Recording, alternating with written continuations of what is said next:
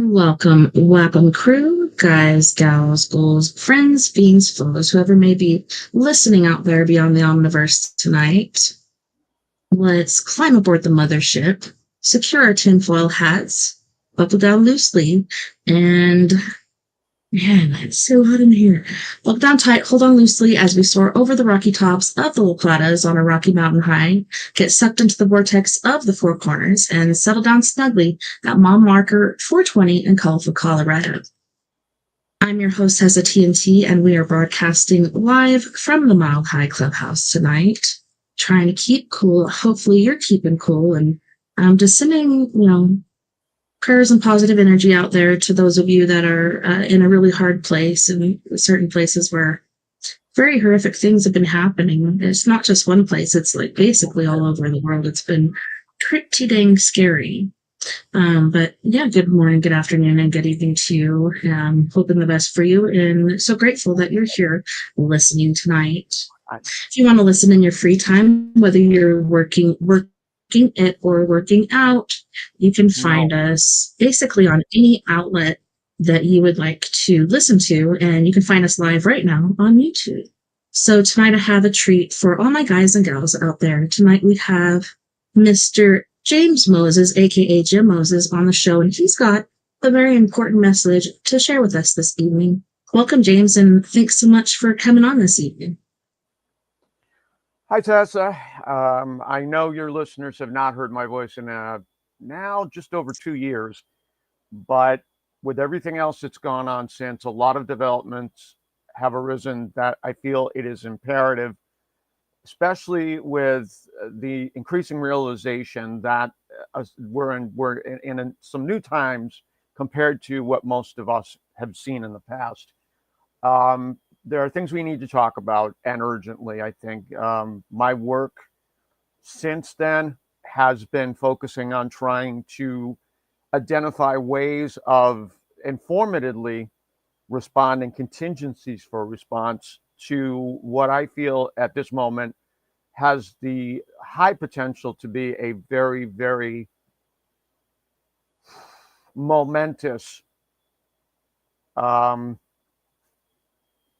galactic current sheet magnetic polarity reversal, which occurs, as I've said in the past, it's basically 4 times every 25 to 26,000 years. I will get into what that corresponds to astronomically, but we are due, and it is, as it stands right now, the evidence, no more than 25 years. There's already profound effects being felt throughout the solar system, including this planet, and it's not being reported, of course, much at all. One thing that really got things going more than anything else, I think, and I've referred to Ben Davidson in the past. He is the leading provider of content regarding cataclysmic events.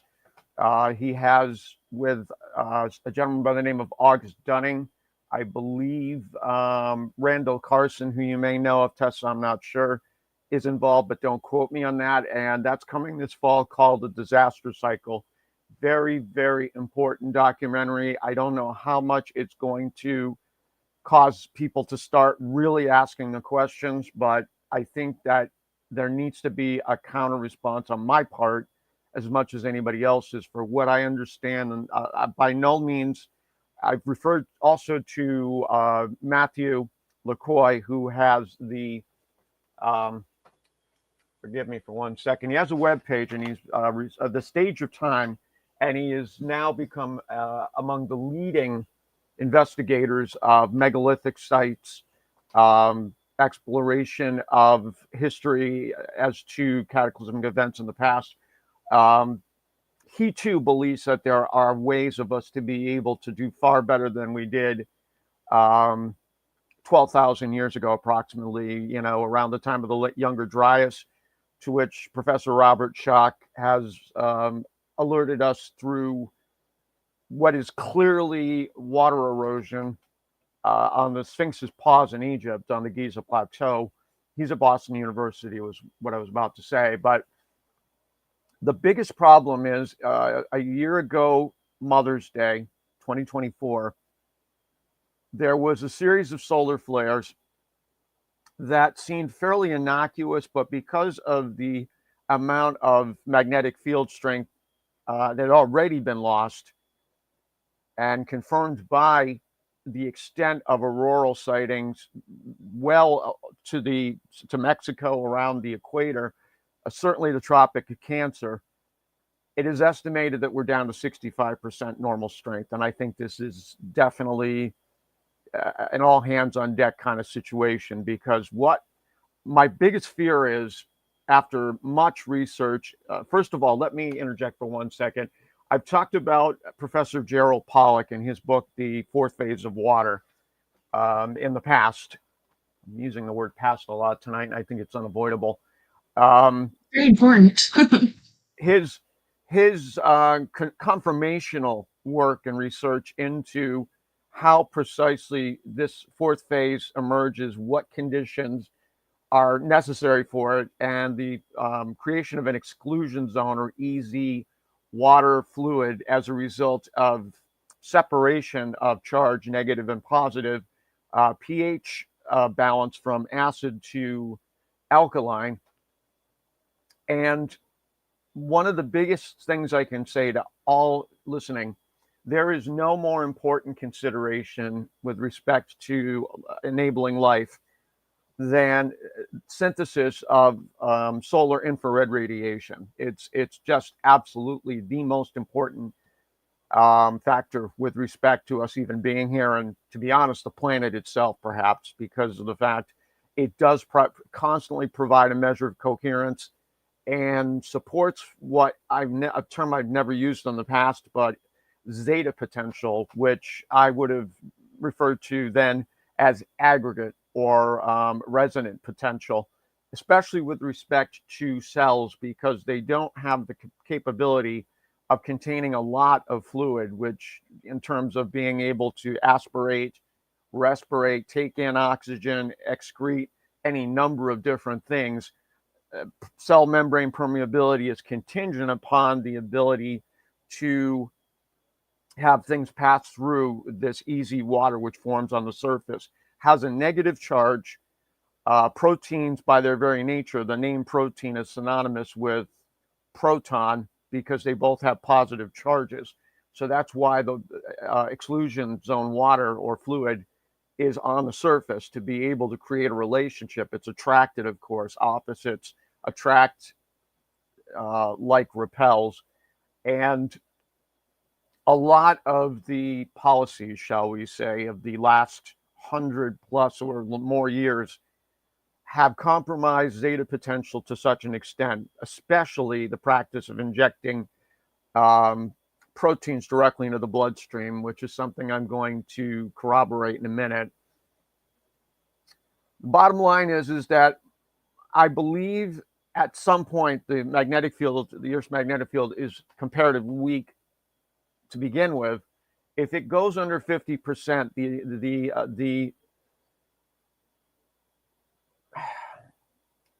life will no longer, certainly us, I don't believe will be able to synthesize this infrared radiation to maintain zeta potential any longer. At which point there will be, if I'm correct, and I think, as I said, unless there are other ways that infrared radiation can be provided, we produce it ourselves, every object on Earth, but how much that is originating with us, or it is a radiation that occurs because we're constantly receiving infrared radiation, I'm not sure. But I fear there's going to be a mass die-off as a consequence, because we will no longer be able to maintain our form. We will no longer be able to regulate collagen, which is directly related to that consideration. And our telomere length will not be, it will lose stability completely, at which point there will be rapid aging. And worst case scenario should be a situation that the amount of protons they start cascading to an extent whereby there's no ability of the cells, tissues to compensate for it. You will see two things happen: acidosis, which is when you have too many, when you become irreversibly acidic, and then at that point, what is referred to as pyroptosis, which is basically cellular implosion as a result of rapid oxidation. The way that I characterize it, and why I think I alluded to this in the last appearance, it is comparable to instant rapture. People will just vanish, vaporize. They won't have ever been there. Very similar to some of the eyewitness reports from Nagasaki and Hiroshima when the bombs were dropped, and the people within the blast radius absolutely were affected beyond most people's ability, until 9/11 anyways, to imagine. And I am very, very fearful. I can't sit here and tell you that it's an absolute certainty this will be an outcome, but I think the science tends to indicate it's a high risk, and we've never really been able to psych into. We know humanity, survived to some extent. But again, one of the problems I have with Ben Davidson's very deferential plan to just go back underground, I don't feel like our species is capable at this moment in time existentially of surviving even that.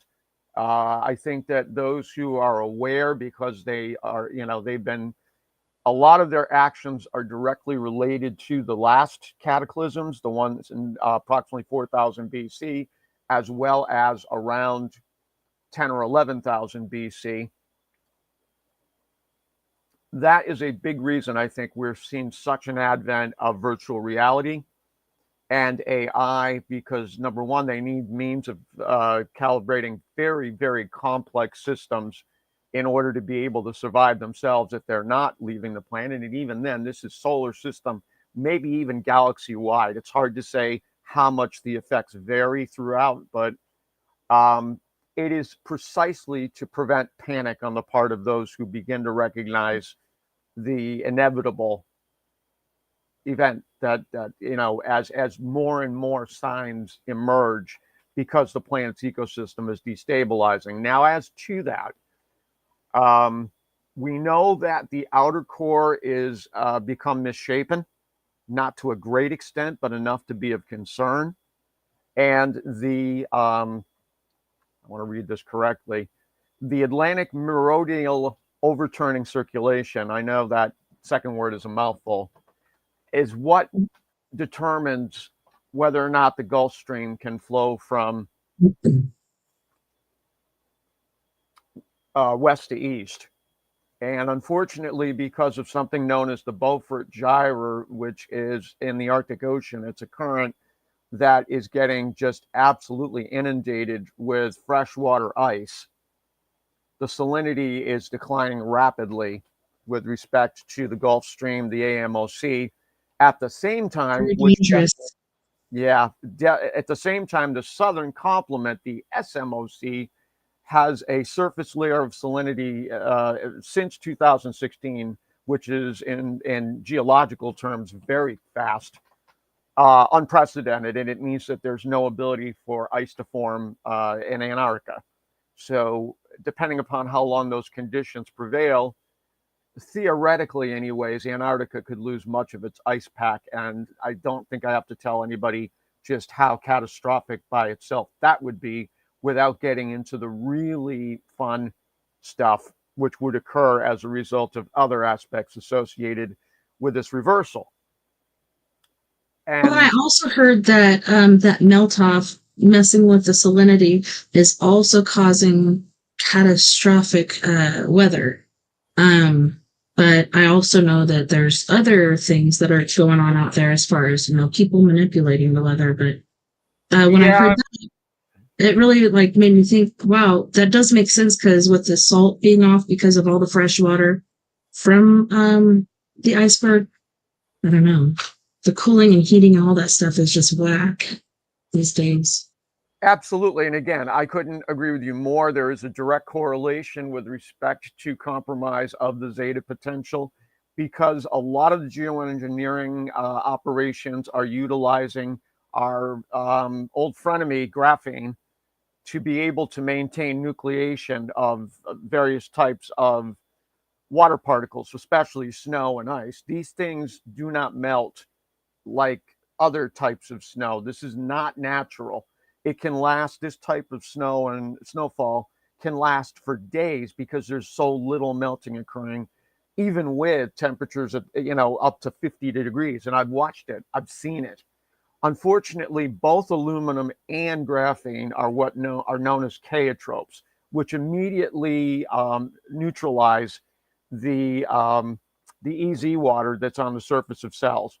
At which point, exactly what happens, it certainly, to my way of thinking, would compromise metabolism, which again is directly related to these considerations, as well as the quote unquote pandemic. It was part and parcel of what was viewed as the goal in terms of compromising enormous numbers of human beings so that they would be sick, so that they would be in need of very specific products that were designed expressly for that purpose. Um, we are in, and I've characterized it this way, all things being equal, a perfect storm, because there's so much priming which has occurred as a result of geoengineering, as a result of the gene altering injections. Because of their contents, there are 54 different metals and or conductive materials that were identified in a study. I also want to add, and I've said this before, I'm going to be compiling a very, very large resource list for you. I'm not going to provide hyperlinks. They're going to be deactivated only to be able to contain the links, but all this stuff and so much more you will have on hand. I'm not exactly sure what you can do with it. And with everything else going on, certain things I've alluded to in our conversation previous to this, I don't know how long I or anybody else has. To give you an example with respect to my particular condition, over 60% of men age 50 and over have it. And when your age rises to 80, then it's close to 90%. So we're talking about an epidemic.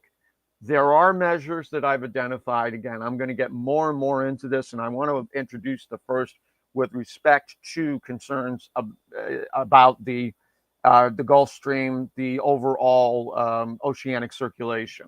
There are now two that I'm looking at, and again, I don't know how feasible these are, but the idea is to try to get people thinking differently, starting to believe there might be solutions, or at least things that would mitigate the impact on us. And so what I've envisioned, the most certainly expensive beyond most people's ability to imagine, is a shunt down to what is a massive subterranean ocean, basically about, I believe, 10 kilometers down. I don't remember the exact amount, but it is large enough that if there was a way of 10 drilling kilometers. down, it sounds like I got a little feedback there or something. Yeah, I was going to share our video really quick, but I had to mute it. Okay. Sorry about that. Let me know when you're ready. No, I'm ready. I'm Okay. sorry. As I was saying, to drill down to that level and put a shunt in at a strategic point. I've studied the Atlantic as much as I've been able to understand what I'm seeing, the magnetic field, the patterns of currents. I have tried to kind of figure out where would be the ideal point to reintroduce, resalinate the AMOC and in effect the Gulf Stream in order because the density, salt creates greater density. And that means that it can retain heat much longer, which is why the Gulf Stream works the way that it does, why we're not at risk, constantly at risk for another ice age. As it stands right now, based upon the collapse, Ben Davidson, again, his estimate changed to a 15-degree drop, which is significant. If you're talking the Northeast, you're talking Canada, that brings us down to an annual mean temperature of no more than 60 and probably somewhere closer to 55 degrees, which raises questions about crops being able to produce enough food. There are a lot of major concerns that change when you have a situation that the temperature drops so much. The worst case scenarios, I was starting to say, day after tomorrow, a full on ice age. And I've not ruled that out myself, nor did the late Douglas Vogt, who I'm going to read the reply he got from someone at the Pentagon. He sent out a bunch of different questionnaires to find out what generally their views were, what they were looking at in terms of concerns themselves, what kind of response, whether it be a program response or something more authentic.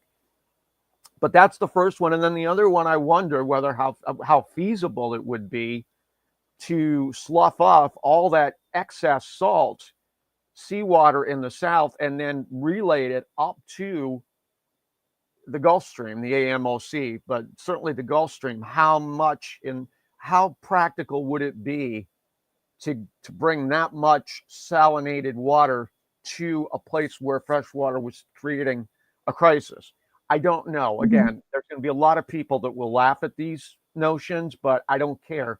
The idea is to start, as I say, get people thinking differently and believing they possibly can be part of some solution. Um, Yeah. really, I think it's important because I do not have faith that government at any level. I'm starting to get much more involved, and I'll talk further about this.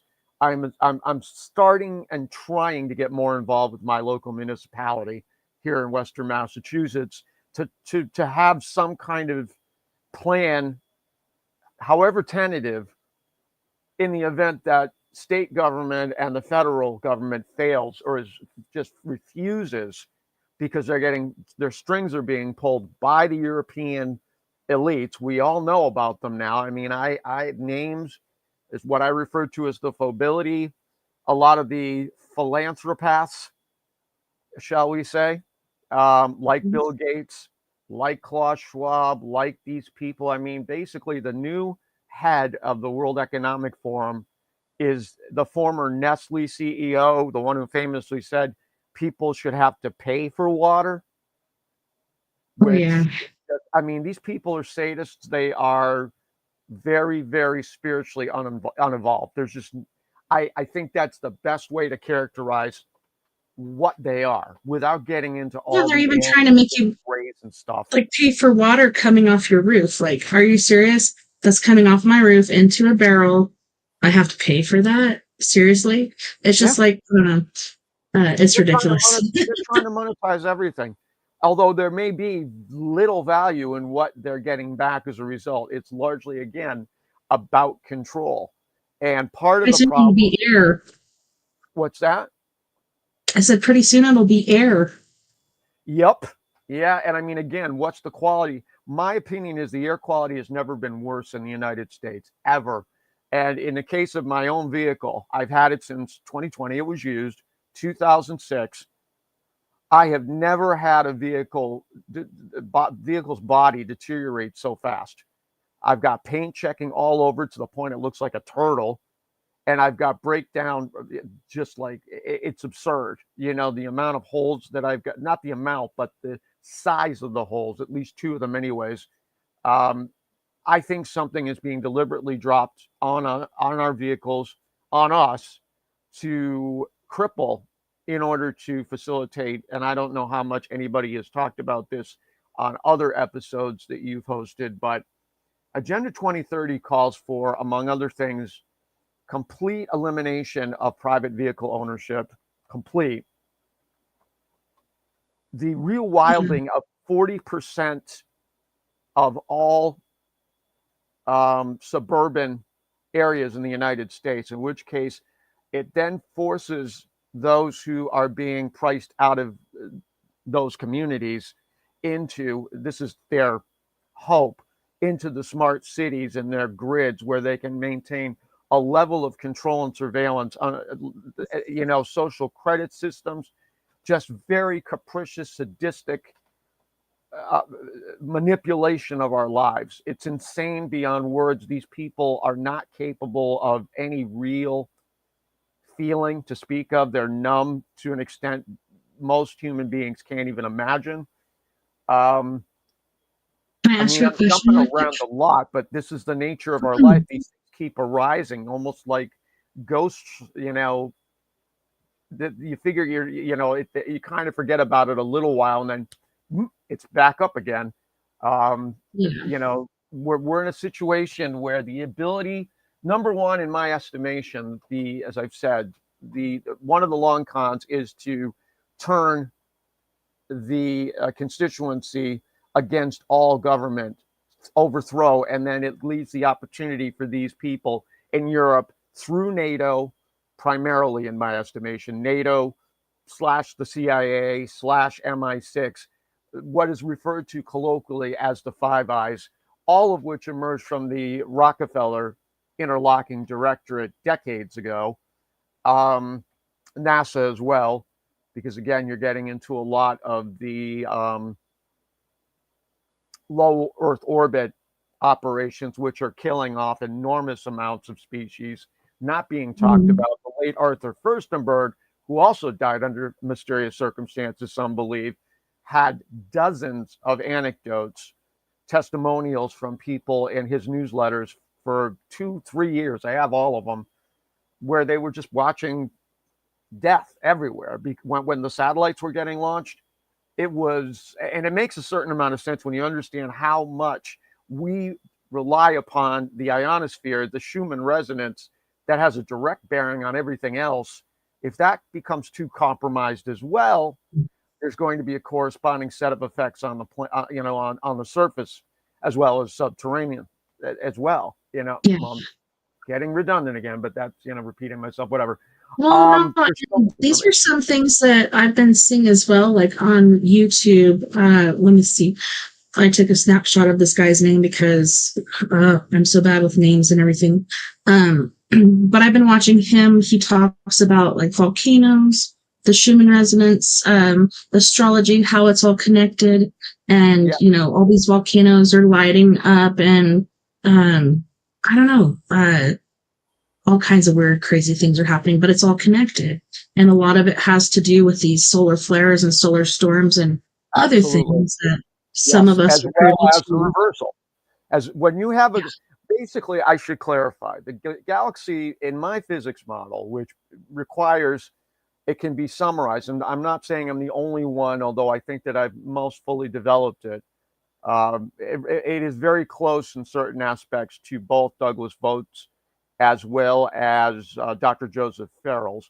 And I'll get more into what's going on with him as well as Walter Bosley. You were tagged today on Facebook for the videos of interviews with Daniel of Dark Journalist. I mean, the amount of information that's emerging, what they're involved with, there's a confluence occurring. There's a very fast confluence of people having very similar ideas and wanting to respond as a consequence of that. Synergy, you could call it, harmonic resonance. There's a lot of euphemisms which would certainly fit the bill. But the galaxy, in order to not collapse or lose coherence, context, continually be able to respond to any number of different parts of it, has to exercise what I refer to as constructive cavitation, which is another way of describing gravitation, and a concept that still is not well articulated by science, classical science at all, in my estimation, or what also can be viewed as compensatory displacement. And I want to give an example.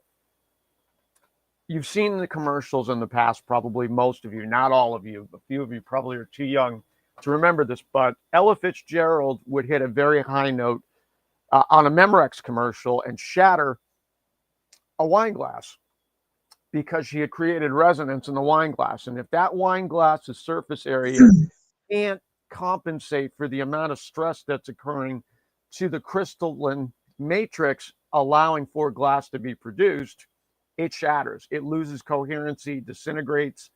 So that's why the galaxy has to do what it does every 6 to 12,000 years.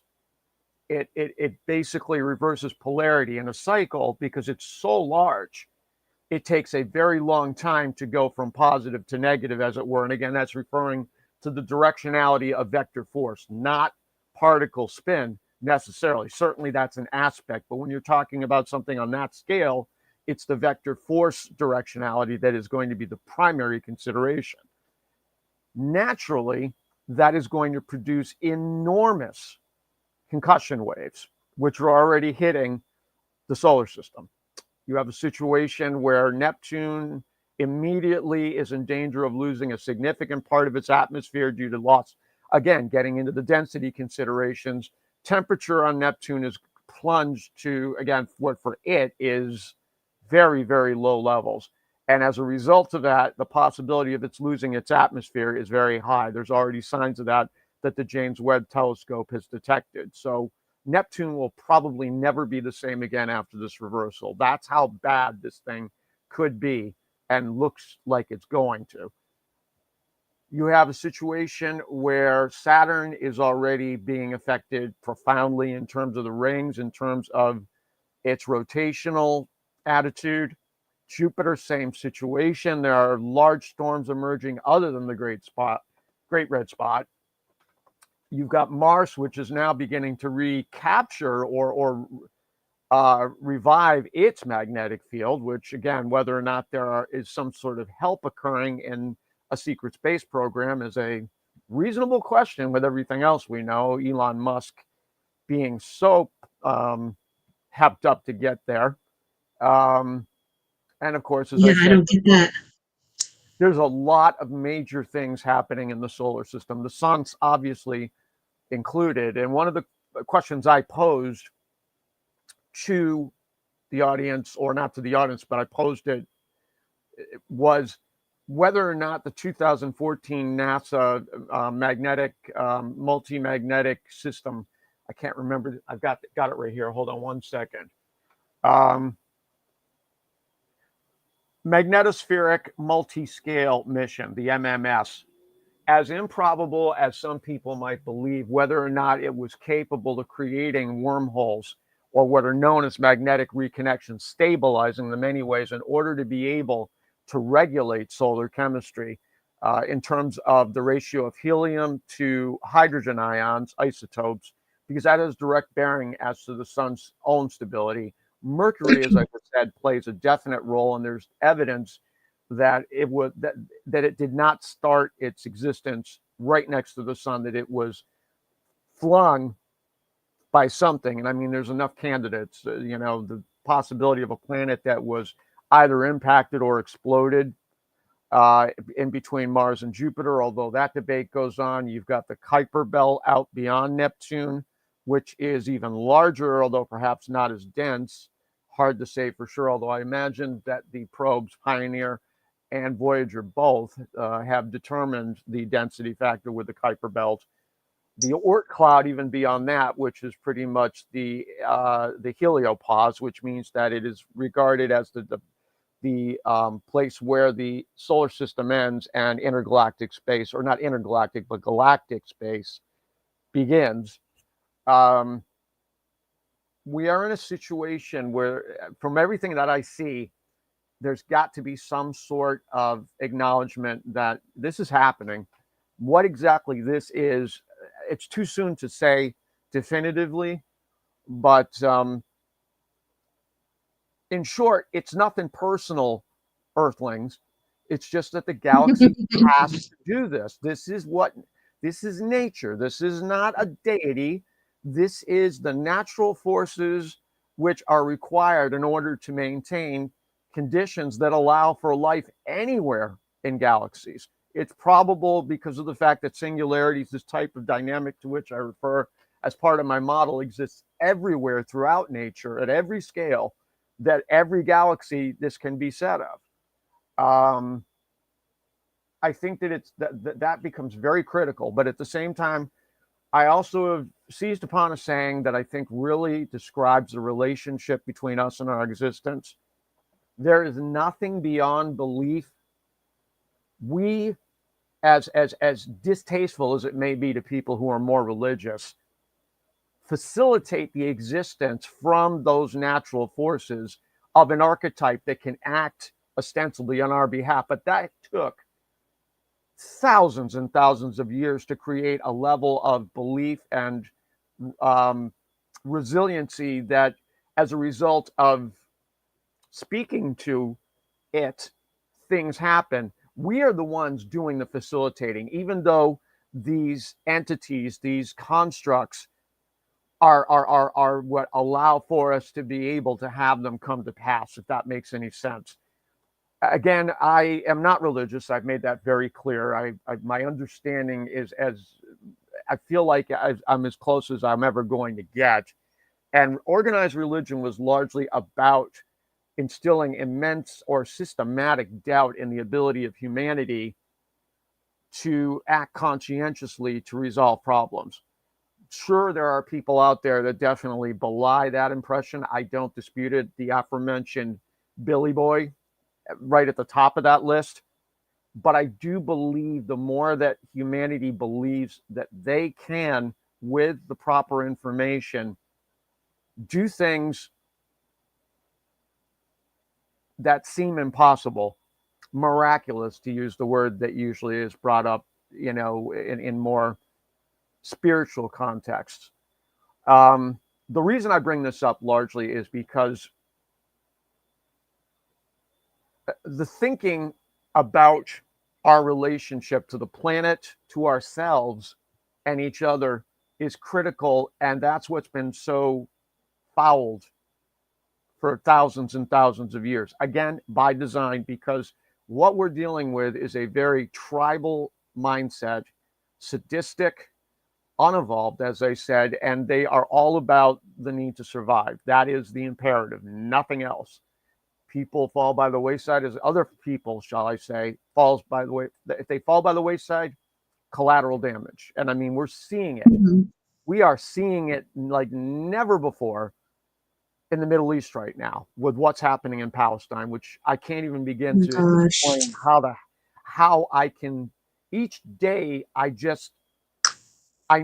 tell myself I'm doing everything that I can in order to be able to improve conditions and fight these people in my own way. I don't know what else any Yeah. of us can do, because there's so much power concentrated in this system.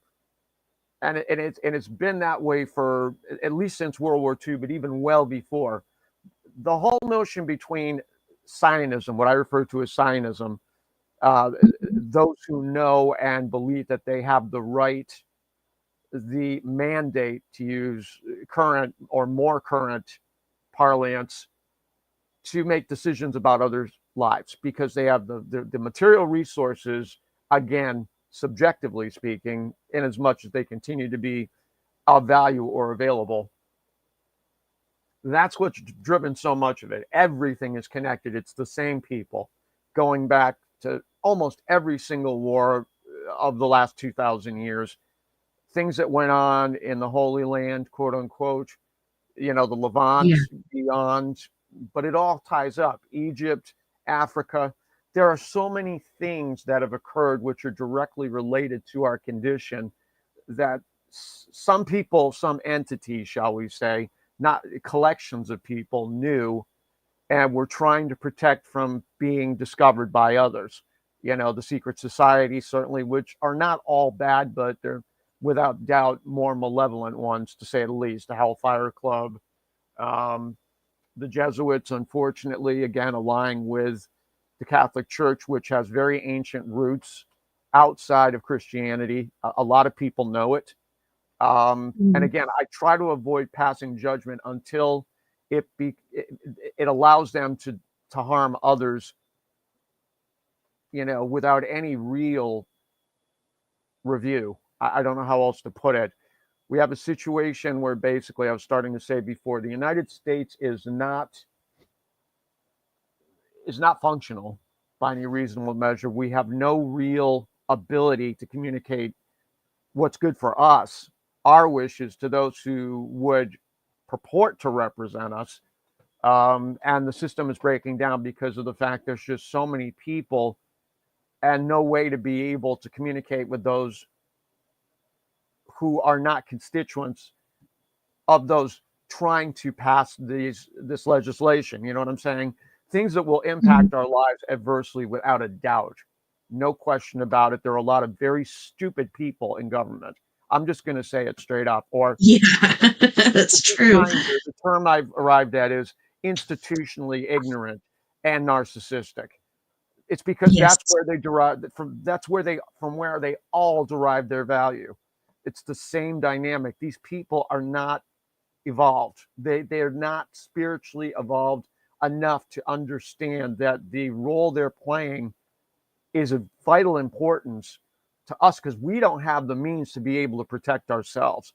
That seems to have pretty much gone by the wayside entirely. We are plagued by a legion of narcissists, which means they have to glorify themselves at every turn, and you see it. And again, how much of it is overcompensation, reverse psychology, 8-dimensional chess, to use. Again, I have no use any longer for a lot of I never really did to begin with, but in as much as I wanted to see there be a real change in the ability of us to impact policy, American policy, global policy, whereby there was a real interest in respecting people's rights, which seems to be it seems like it's evaporated to no small extent. There are the occasional victories.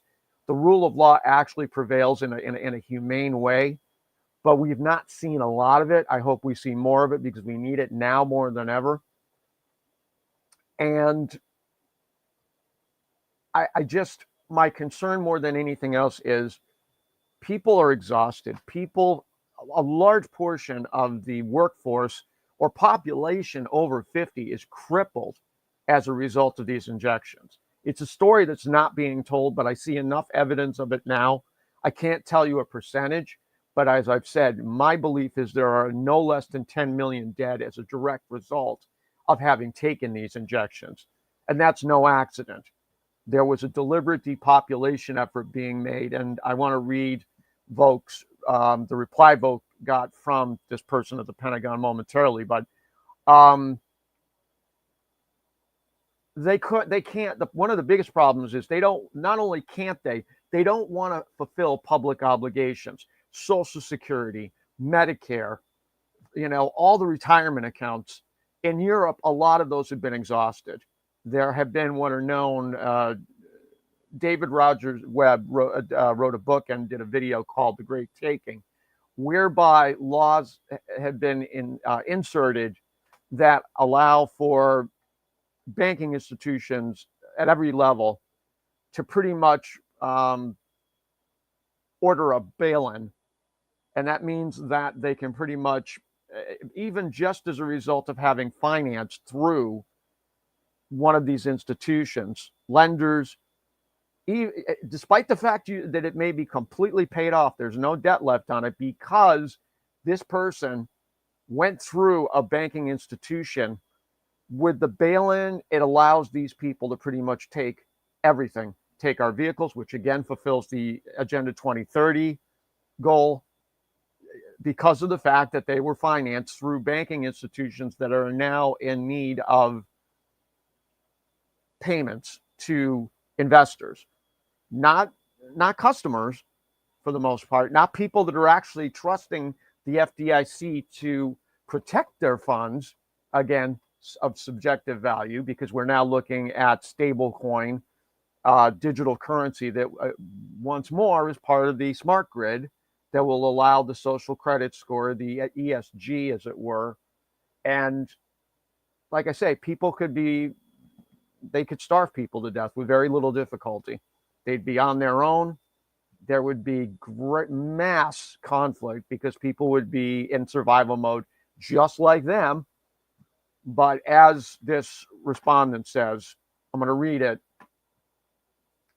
Vote basically titles it "My Correspondence with Government and an Unusual Reply." His opinions at the Pentagon. Quote, intentional depopulation in the near term appears likely. Underscore, much of the underground infrastructure required may already have been constructed. It appears that the true U.S. government debt may exceed 91 trillion, which is 70 more than Catherine Austin Fitts, who found out 21 trillion had been siphoned off as a result of accounting exercises, shall we say, in the Bush administration, the Poppy's administration, the father, not the son. Continuing, which begs a host of questions and makes this belief plausible. Even before COVID, there was an Agenda 21 and multiple executive orders, i.e. EO number 13575. I believe that there is a planned global movement towards fascism. You can also read Zionism with that, with the end of facilitating the carefully orchestrated and significant implosion of global populations, with special emphasis on the elimination of Kissinger's, quote, useless eaters. Reducing the population and increasing controls will have multiple benefits for its executors. It facilitates pre-planned reduction in human footprint and resource allocation. Smaller populations to manage with increased controls over them make for more nimble and effective workforces, farmers, and genetic stock. That's very important in light of the mRNA injections. Continuing, depopulation efforts also facilitate a timely drawdown of nuclear power plants globally, well ahead of the worst of the seismic disruptions, i.e. tsunamis, volcanoes, earthquakes, continuing, and general population panic. These drawdown measures preclude the possibility of fallout from a few dozen Fukushima or Chernobyl equivalents, dooming repopulation efforts, end quote. This is real. Yeah, I totally agree with that. Yeah. All this stuff is connected. The solar flares, solar storms, volcanoes, earthquakes, tsunamis, all go hand in hand. I have seen video of at least one of the deep underground military bases, the so-called DUMBs, and they're extensive. Now, yeah. How much room they have for people like you and I and most of our listeners, I would debate heavily. And one of the places that they appear to be most located under are Walmart warehouses. In the United States, anyhow. Also, I heard Denver Airport. When I was in Salt Lake City, I saw signs of them doing things. I'm like, do you not see that? Like, I don't know, trucks going up there and doing these different things. I don't know. I just had a feeling in those mountains in Salt Lake City, they've got an underground something there. Maybe seeds and stuff, places for everyone to go. But like you said, people like us, because both of them. Yeah, we're not sheeple. We're people that are onto them. So I doubt they're going to let us in because they don't want us telling the truth. Not only that, we create a burden for them. They don't have the ability to enjoy the time underground. There, in my estimation, in order to make this work, there has got to be some source of artificial magnetism. I've looked at ways of being able to restore or reproduce at least part of the Earth's electromagnetic field. For whatever reason, Ben Davidson is citing a maximum floor of 10% in terms of strength. I'm not sure why that is, why it wouldn't go to zero before it reverses.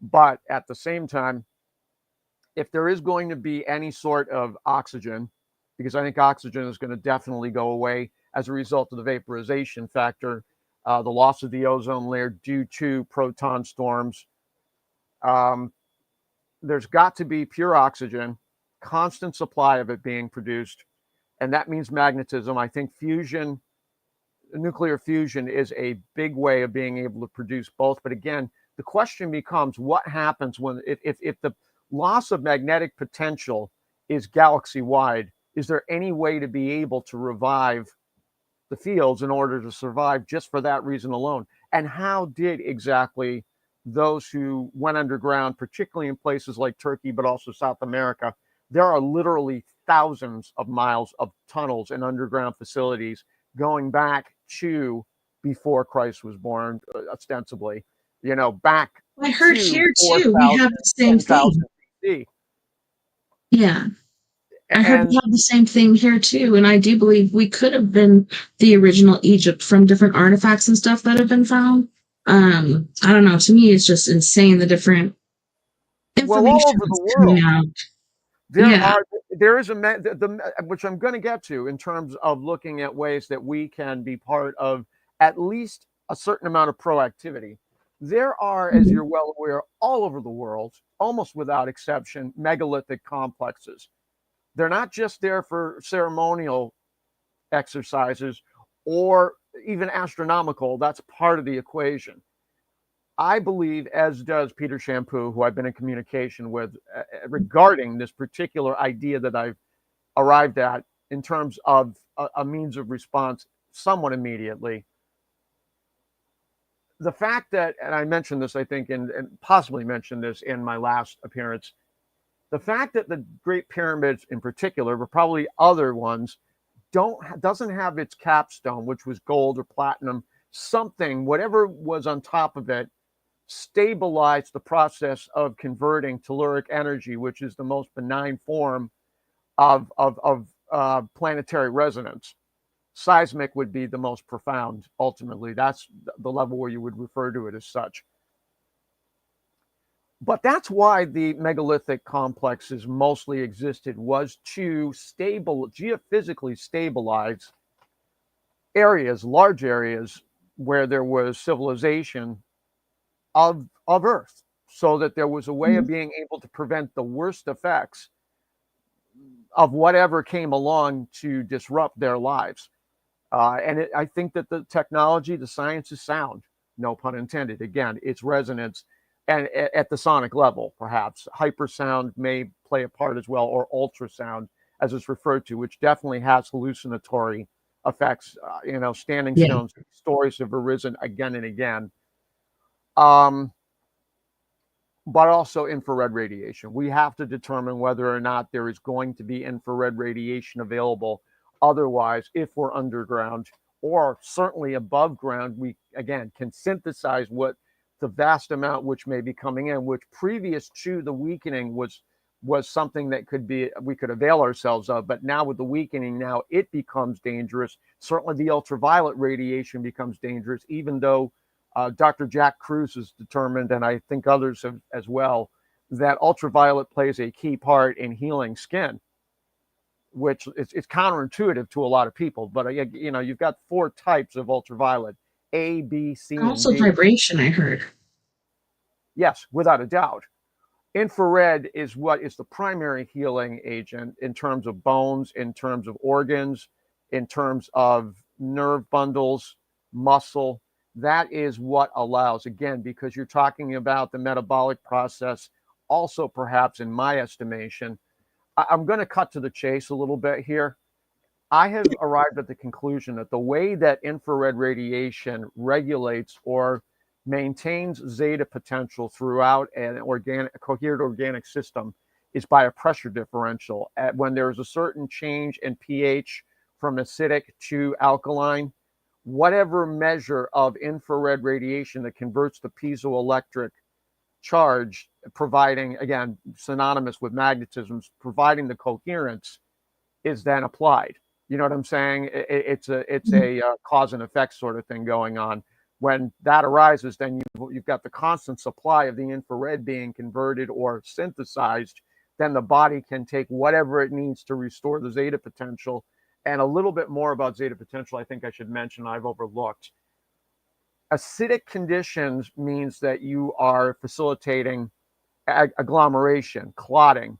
That, in other words, if you've got a cut or a situation where there needs to be bleeding stopped or any sort of progress, fluid progress arrested, that's when an acidic constitution locally becomes a great value, not throughout the body, but wherever the need arises. The EZ water, the structured crystalline water that this person on Substack calls himself a Midwestern doctor. That's where I learned so much about this. I knew, but I couldn't articulate what the particular conditions were, despite an immense amount of research trying to determine how the amount of force and what kind of force needed to be applied before the skin was compromised. You know, producing burning either from certainly radiation in general, because that's what the major source is, but also any number of different types of resonant values which could cause harm that have been since applied. Active denial devices producing what looked for all the world in New Zealand at protests to be second or even third degree burns. I've seen the photos. I can't find them again. This technology exists. These people are savage. Yeah. They've lost the plot. The boundaries no longer exist. They've blown so far past them, but I digress. Well, yeah, I even believe like 9/11, those sort of weapons were used. Without a doubt. Without a doubt. You know, I talked about Keith Hunter and Judy Wood, the fact that it seems to have been a combination of scalar wave application to dustify after they utilized a small scale nuclear detonation with heated water coming from the basement. And there are, as I said, the Swiss architect has identified unmistakable symbolism. The pool, reflecting pool, especially, is one of the biggest flags that indicates exactly how they did it. And then, of course, we were talking about the microwave factor while the building was still standing. You know, that there were definitely things installed. I posted about the bee thing, as well as the can't think of what the euphemism is, the kids in New Jersey who turned out to be members of Mossad that were involved actively somehow with facilitating the initial detonation. I mean, it could have been thermite, although as much as Richard Gage, who was involved with, and I'll get to an aspect of that in a second, a 9/11 investigative of architects, a group of 9/11 architects, and I can't think of what the rest of it is. One of the people that he works with or has been associated with, Stephen Jones, was the person who, and I again, another thing I haven't talked about with respect to, my mind's flaking. There was an after effect of nuclear testing that's not coming to me, that produced a fission effect that it is believed a fairly prominent Antarctic-based scientist, Dr. Lloyd Berkner, and John F. Kennedy were going to announce to the world in Dallas after, once he was through Dealey Plaza, they were going to at American University, I think is the name of it. I don't know exactly, but the whole notion was to announce to the world that there was an alternative form of energy. Only one, of course, of 7 different reasons why he was assassinated, but it's huge. It is huge in terms of the ability to get off a very toxic form of nuclear power fission, whereby you're splitting the atom and producing all sorts of ecosystemic-wide negative effects upon the environment. But what I was alluding to is, you may remember, or you may not, some of the listeners may, in the late 80s, I believe it was 88, Stanley Pons and a gentleman, last name of Fleshman, had announced they discovered what was known as cold fusion. And a person by the name of Stephen Jones went to great lengths to discredit them. Lo and Mhm. behold, Stephen Jones is associated with what used to be known as SEIC, which was involved with the dispensation of 9/11 wreckage, ruin material. Um, and also that became Leidos, which had a direct bearing, all of it having a direct bearing on the pandemic, how it was orchestrated. Same people. You know what I'm saying? Basically, Yeah. Jones, Ripple was what it was referred to. This was something that Joseph Farrell announced to Daniel on Dark Journalist last year, and it was a game changer. There's absolutely, without a doubt, in terms of the ability. We're very close, if we haven't already realized, scalable fusion in terms of replacing most energy sources. But there are other things too that have emerged, of which I'm aware, which could certainly offset. We're in a situation, I should mention also, and I don't know how much this is common knowledge. The data centers required to power AI are going to use the amount of electricity or whatever source that's comparable to small cities, an enormous amount. And I mean, again, there's this need, the psychotic need to divert so much in the way of resources to artificial intelligence really is a clue that they have a sense of how much everything could fall apart. They want a system that is going to allow for rapid calculations as well as, you know, full domination of the population. Um, Yeah, what scares me as far as AI, not just because it's AI, because that already scares me, but the usage of water. I'm like, are you serious? Like, it takes this much water to cool and do yes, these different things. It's yes, insane. it's absolutely insane. And the problem is, our elected officials, again, as the euphemism goes, selected officials. Did I lose you? No, I'm still here. Okay, your video went out or something, but nevertheless, Hmm. um, as I was saying, they just don't. There's no concern about the impact on our lives, none, at zero, No. with the exception of very few people. Certainly on the Democrat side, there's a few that are aware of it, and then there's one person that has really talked about it, and that is Thomas Massey. But again, I'm going to say this at the outset. Well, it's not the outset anymore. I am a politically maroon progressive, and what that means is I am concerned about trying to improve the quality of everybody's life, not just my own, really, Yeah. so that they have the ability to live the ones they want without having to impact that of others. You know what I'm saying? I don't even know exactly how better to phrase it, but um, the problem that's arising more than anything else, I think, is the lack of trust in government. They are the ones, and those that are pulling their strings have the resources to really, again, all things being equal, protect us from what's coming. And I will get into the astrophysical aspects that I haven't started to yet. Um, just what size these waves to which I'm referring are. They're beyond people's imagination in terms of their scope at Hmm. high propagation, highest or peak propagation. And it's scary as hell. I'm not going to lie. I am scared, and I am trying how to help others be really brave, because I understand better than anybody, given the nature of the life I've had, the amount of trauma I've experienced. I know how traumatizing it is to find out something like this and not know how to respond. So, this is a lot of the reason why I've been doing the work I have. I hope that people important to me will hear this broadcast and understand me better than they ever have, know why it was I did the things that I did. But there is just, I'm trying to figure out a way of putting this in context.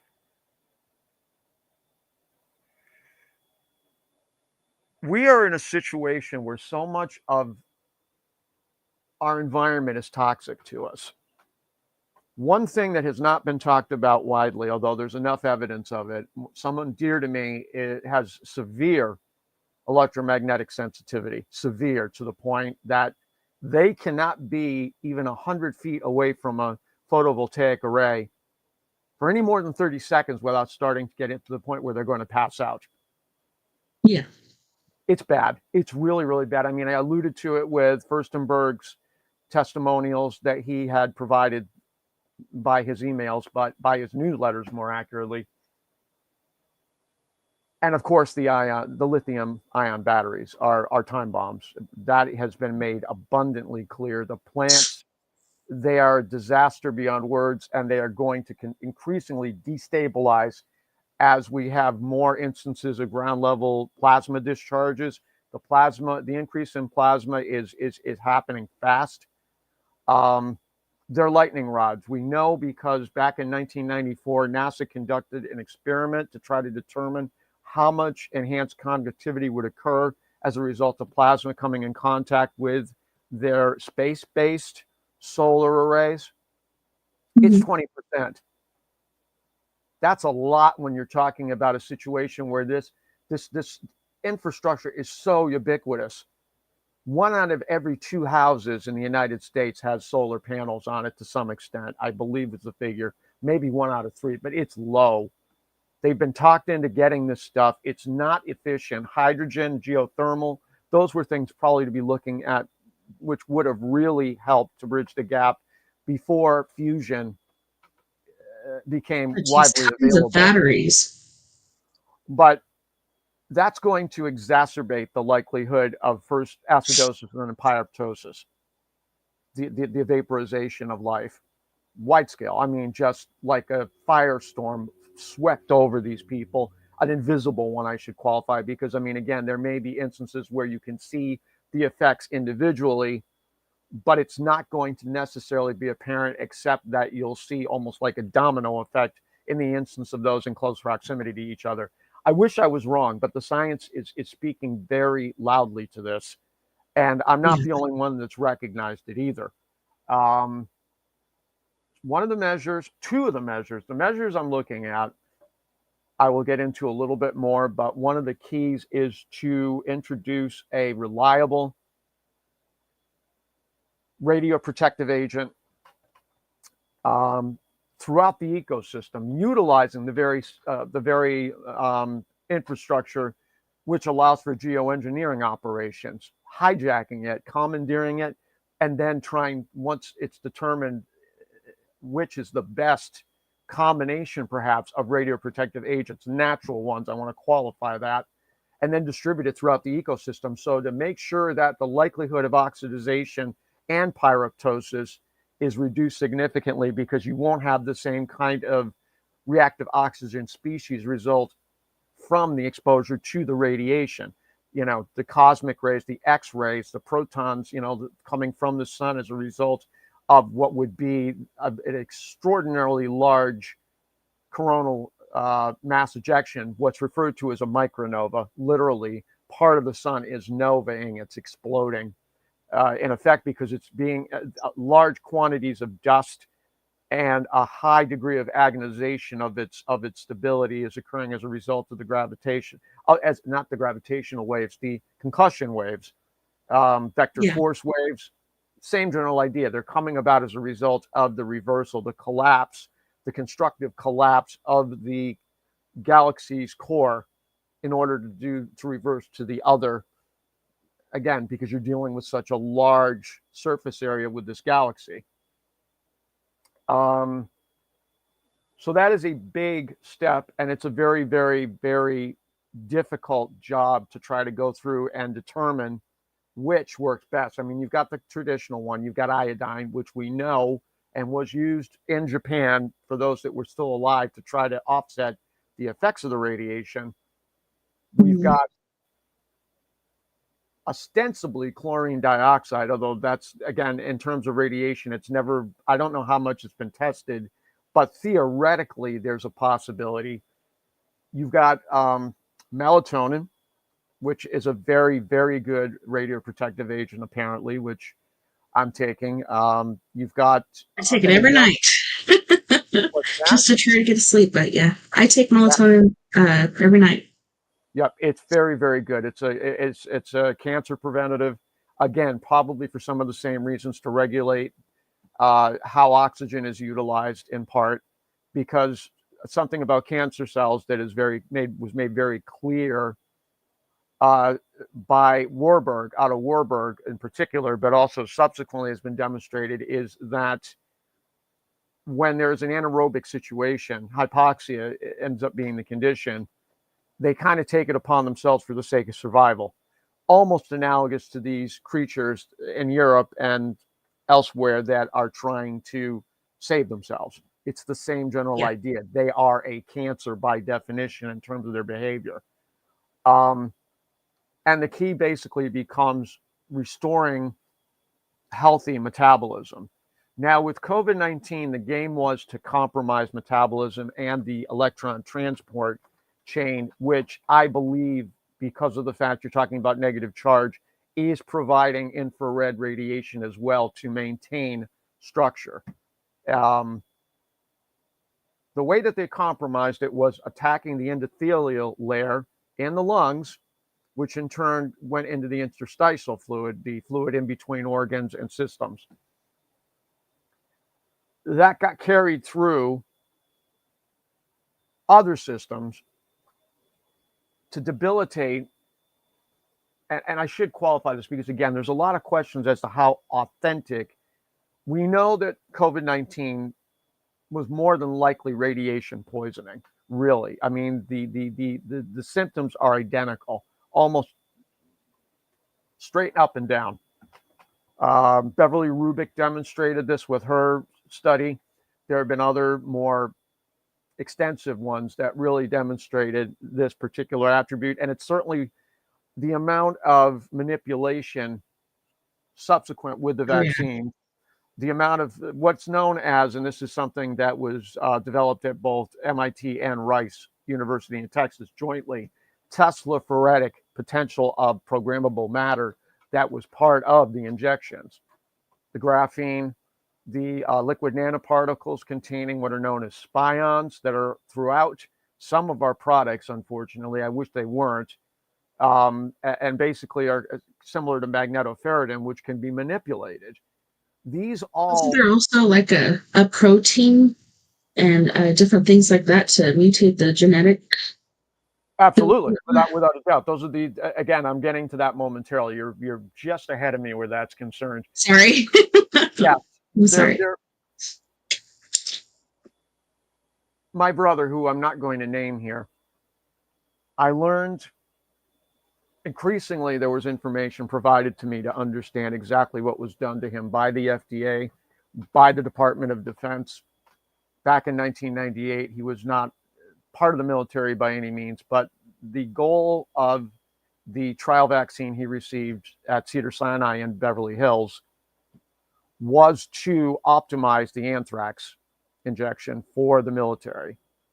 It had gone on for quite some time. There are attributes to anthrax, one of which is a part of it is durable enough to survive passage through the blood-brain barrier.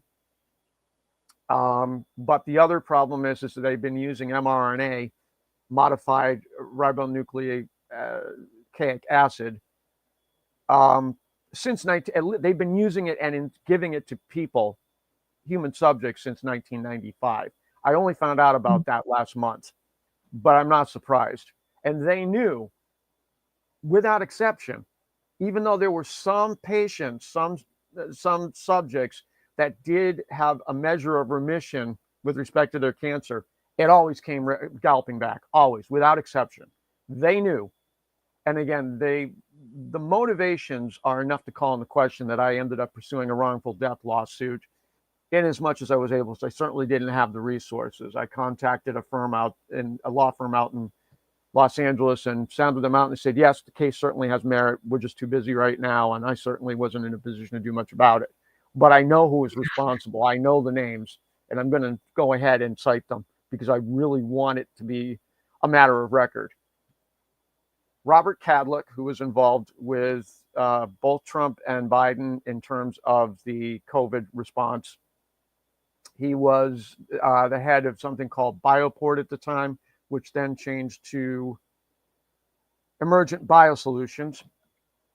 as well as a San Diego-based concern, part of the Salk Institute called VICAL, and that was, oh, my mind's flaking, Darren Galloway, as well as Anthony Fauci, Francis Collins, Donald Rumsfeld, John Brennan, Dick Cheney,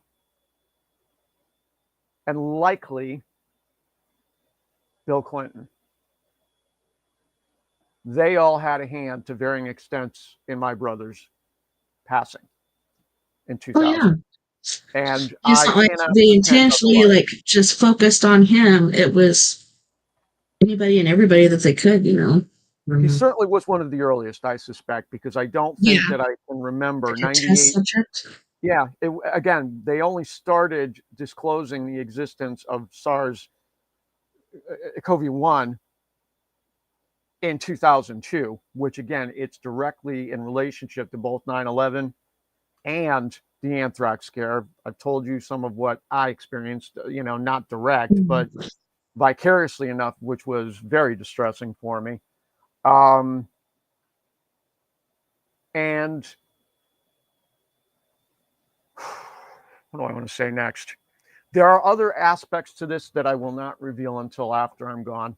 They are profoundly disturbing and would be extraordinarily distressful for people in my life as well as those around that state where they reside. And that's what I'm going to leave it at.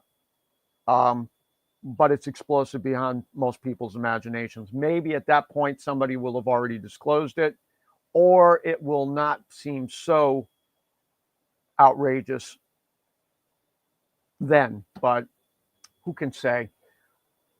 We Yeah. have lived through one of the worst times in human history by far. I don't think, I mean, you can certainly look I thought at it was just me that comparable thought that, but moments. I'm like, yeah, this has been the worst so far, I think, all across the board as far Yes. as humanity. And we cannot lose faith in humanity at large. That's the key here. It's very easy, and a lot of people are only too ready to do so. They are becoming very misanthropic themselves, which is another of the long cons, as I've said. Basically, to lose faith in the ability to solve anything that you have the capacity, and it's simply not true. The amount of ingenuity we still possess, even though there's been extraordinary damage to our cognitive capabilities as a species, we cannot give up. We cannot give up. And what I'm going to tell That's what people is we going to want. be scary as hell. I say it again, which we're getting to right now. The scope of these waves at peak propagation, based upon a paper that was done, which clearly identified their effects previous to 2022, is 170 parsecs, up to 170 parsecs. Now, that amounts to 510 light years or 3 quadrillion miles in vertical scope to the solar elliptic or galactic plane, I should say, actually, realistically speaking. And again, the solar system, RL Pool, who we both know, has Mhm. identified evidence that Edward Leeds Scotland had believed. I would like to know from where he got that impression. We are in terms of our angle to the sun, our orbit's angle to the sun, it is the exact same as the axial attitude, 23.5. Now, that's possible. And again, I can't say for sure. It certainly makes a lot of sense what both RL presented as well as Ed absolutely makes sense in terms of determining the cycles of life here: spring, fall, winter, summer, the two solstices and the two equinoxes. And that has relevance that I will explain in a minute. I'm going to use an analogy, but the angle of the solar system is viewed in particular by this person that I encountered. I've not communicated with him. I want to at some point, who goes by the name of oikofuge, which of course is a Greek appellation, Oiko, like the yogurt, and then fuge, which would mean center. Um, Same thing as fulcrum, same general root. And so it's hard to say for sure exactly how much that will factor into the effects we feel. If the angle of the Earth's orbit to the sun changes significantly, it absolutely will be catastrophic by itself, whether or not there is the worst, a 90-degree axial tilt. Now, both Ben Davidson and Douglas Vogt believe that it would be permanent, that we would not revert back to our present attitude. I don't believe so, because I think with the magnetic factor, and I don't know, I can't sit here and tell you when exactly it happens, but I don't think it's a permanent state. That said, you have a situation where there's clearly evidence of a tropical undergrowth in Antarctica, which is now being explored extensively. It's kind of wild just how dramatic things have been preserved down there by the ice. I mean, Well, it's as if even it ancient maps show that from a absolutely, long time the ago. Polyureus map does. Professor Charles Hapgood, who I have to qualify, was is believed to have been part of the CIA, certainly looked extensively into that. And of course, he was the same one that had the guy riding the Triceratops, which you can't explain that away easily, the one that was found in Mexico. But the problem, one of my jobs has been, biggest jobs, is trying to figure out what variables, astrophysical variables, was going to determine the severity of this reversal. And I've narrowed it down to, in addition to the considerations with respect to the waves, the galactic force waves that just spoke of, the 3 quadrillion at peak. Again, an unimaginable amount that's almost understandably as high as the galaxy is itself. So they can definitely, and they're very thick, wide too.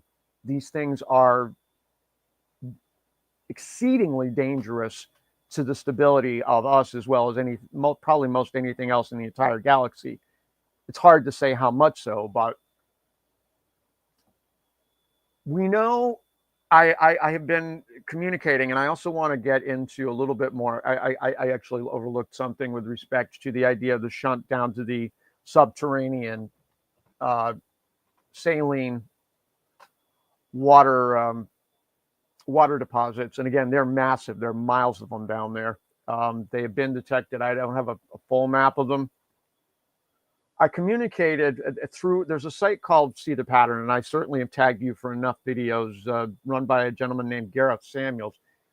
And I communicated with a Russian biophysicist by the name of Eugene Bagashov, who had written a paper. Pretty much he'd forgotten it by the time I reached out to him, that posited a lot of seismic effects were being produced by magnetotactic charges of microorganisms. And I thought to myself, there's an interesting thought, but it also explains a lot of other things, and a major concern with respect to what I'm proposing, because the risk for a phrase you've heard quite often now, gain of function, whereby attributes these microorganisms would take on, could present an extinction event level threat to life on the planet, certainly humanity, if something were to go sideways. They had just discovered that there is definitely an evolutionary process that has occurred with oil-based life forms in the Great Lakes, and Lake Erie specifically, which it's like the X-Files all over again. I mean, there's so much of the X-Files, where I said today with respect to Fox Mulder's sister's kidnapping, abduction, which is revealed by Daniel in both Dark Journalist installments I shared and tagged you for. There's just so much that is being corroborated in terms of the ideas that series presented, as well as the lone gunman, in terms of 9/11 being, predicted quite accurately by operation of a remote operation of a plane in order to drive it into the Twin Towers. However practical it might have been at that moment in people's minds. But where was I going with this? My number one concern with respect any particular risk factor would be the possibility of gain of function. But just as an aside, I calculated that if an octillion plus of microorganisms to which Eugene was referring could produce that much piezoelectric or magnetostatic charge, you could indeed cause seismic events. Now, that's a very powerful thing for people to, it certainly would not be the primary source of it, but it's one where you start to say, wait a minute, okay, so what else is happening as a result of those charges being dispensed here above ground? You begin to start to understand exactly what's going on, how people are affected by other people. And the infrared radiation, certainly something I wanted to mention. I think I can say with confidence that the plates are transferring. The reason why there's a heating sensation that occurs with them is because infrared radiation is being directly transferred from the person holding it or the plate to the recipient, the person being treated. And you're talking about the Tesla plates, correct? Yes, purple plates, yes. Yeah.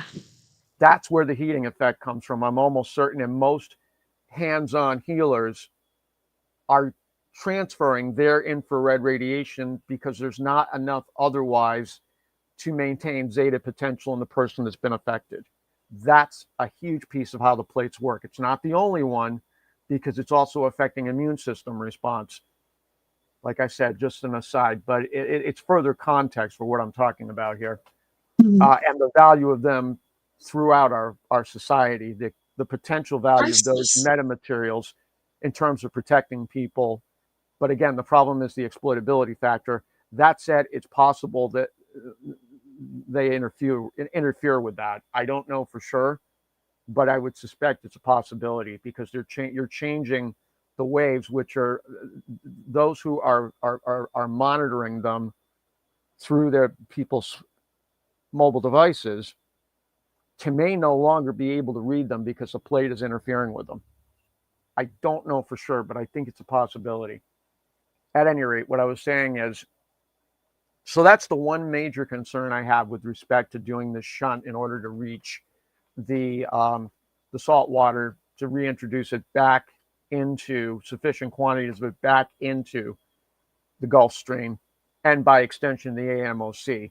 Now, my guess is you're looking at an expense of no less than $1 trillion to do this. There would need to be measures taken to that the material, the distribution of density throughout the material of this shunt did not cause interference with biological systems or marine life more than anything else, but certainly birds as well, because I think that there would be a field produced above the ocean surface too. Again, things I don't necessarily know, but I'm trying to provide for every possible contingency in this instance. Well, and sometimes you know things. How do you know? I don't know. I just know.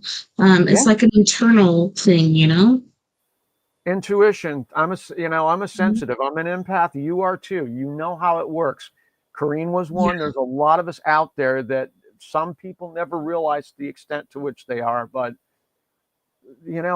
this is the natural state. That's what a lot of those who would pretty much dismiss it don't understand. My grandmother used to tell my mother that the way that in the days before telephones were widely distributed around, and telegraph systems probably too, the Scottish Hebrides residents would communicate by telepathy with Scotland proper. This went on for a while. This was not uncommon. So it is our natural state. And I mean, I'm not going to sit here and tell you that I'm vastly removed. And I'm going to talk more about that when I start to get into the geophysical stabilization process. But I think a lot of us, because we're so disconnected from natural dynamics, that a lot of these abilities are not recognized or are just not accessible by many of us, because we've been numbed, for lack of a better term. And I value Also, every aspect of modern life aside from probably a lot of the wireless systems. That's the one thing where I just draw the line. I really, as much as I can mm, be removed from it, I'm gonna be, and we're in a fight. I mean, I fear the next step is they're going to try to get at our landlines. I am very, very concerned about that, and I will fight them tooth and nail. I don't yeah, know how yet, but I will not submit to being surveilled as a result of having to carry a mobile device in order to communicate with people. I will not lose my desktop access. Again, the level of criminality involved with these people is beyond the scope of me to even articulate adequately. They're out of control. I mean, it's like the analogy that I frequently make is you're dealing with a global version of Lord of the Flies. mhm, Really is that bad. Or if you like yeah, Lost, a lot of what went on in Lost, as I've said, was a echo of what's occurred since. So much of it, I could point to various parts of it, very similar to the amount of recognition that was going on with the X-Files, but perhaps even more so in terms of specificity relative to our immediate times. Um, but as to the astrophysical considerations, because I don't want to drag too much longer, I know that we're almost halfway through here. So, yeah. We're a little past, but I'm gonna let you keep going. all But right. because we're about to go, so finish what So you're I saying. have, so I have read, I've begun to investigate further the role of Sirius, the star Sirius, which is a white dwarf and a white hot dwarf star in Mhm, comparison to the sun. But this particular theoretical physicist, Jim Wenninger, who I referred to on Facebook, I know that I definitely have tagged you for things, has adapted what I think is a very logical model in terms of how precisely the galaxy is distributed, and that we are actually part of a filament, a multi fibered filament, which we are rotating around constantly. And there are three aspects to this. The first, the most immediate, is, and it renders Sirius a binary star of the sun, I think, by any reasonable measure. We are mhm, leapfrogging the orbit of Sirius and vice versa once every 25,000 years.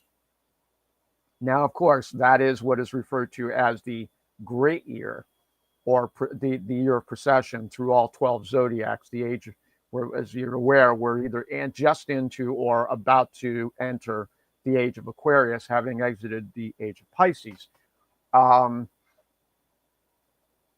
so, if we're looking at a scenario that can be reasonably demonstrated of micronovas occurring every 12,000 years within that cycle, 12,000 years, and then the 6,000 year interval is a little less severe, where you don't have the micronova creating the risk of axial pivot. And I don't know that axial pivot occurs in every instance. That's a big question mark. What factors are, that's something I'm trying to determine as much as anything else, is what factors contribute to an enhanced likelihood of that occurring, because at that point it's game over. You know what I'm saying? We're in a situation where we're starting over to varying extents, unless we can figure out a way of stabilizing, geophysically stabilizing the planet itself. And I'll get to that. I've talked about it in the past, but I'm really going to clarify what I meant by things I'd said previously. So, if we presume it's an actual year, if we extrapolate from an Earth year, you have 4 seasons. You have two, as I said before, two solstices, which involve, in the case of summer, something that people don't realize, that's aphelion, it's further away from the sun, and perihelion, because of the angle of the Earth during the winter, it's closer to the sun. Something a lot of people don't, and understandably so, because it seems counterintuitive. And of yeah, course, seems like the the opposite. very name equinox means that it's at equal distance during the, upon arriving at first day of spring and the first day of fall. So we can presume that wherever Sirius is located in relation to the Earth, at which point you would have a potential micronova arise as a result of it exacerbating those galactic concussion waves. I think that's the primary piece of it. The dust that it kicks up, which is definitely driven into the sun, as well as many, many other stars and formations, planetary atmospheres, that the worst of it occurs at the equinoxes, when we're closest to the sun. That, to me, because of the fact it's happening ostensibly happening twice every 25 to 26,000 years, you can conclude, not necessarily with full certainty, but that wherever in relation Sirius is, that's where you're going to see the biggest threats. So I am waiting. I was hoping the book would arrive today, and I'm not necessarily sure that this gentleman, Walter Cruttenden, I don't know if you've ever heard of him before. He also guested with Gareth on See the Pattern and talked a lot about Sirius, as well as the quote-unquote dead star to which Matthew LaCroix alludes. I want to find out if he did any sort of plotting in order to determine, based upon ancient accounts of Sirius, where exactly it might, some starting point to then extrapolate from there and try to figure out, based upon the rate of orbit, where it might be at any given moment along that particular circuit, as well as the Earth. Book's going to arrive Monday, unfortunately, so no such luck in terms of it, having some insight into what. And it's funny because I've always been attracted to Sirius and Betelgeuse in that area of the cosmos. But we do need to go to our first break because my eyeballs are floating. So maybe you can. I understand completely. See you in what, 10 minutes or 5? Yeah, it's just a little less than 10 due to your request. So let's go to our first music break. And this artist I have not shared in quite some time, but I felt like tonight would be a good time to share her. And her name is Kate Magdalena, and she's going to be singing Streets of Any Town and New Earth. You guys don't go anywhere. We'll be right back after this music break.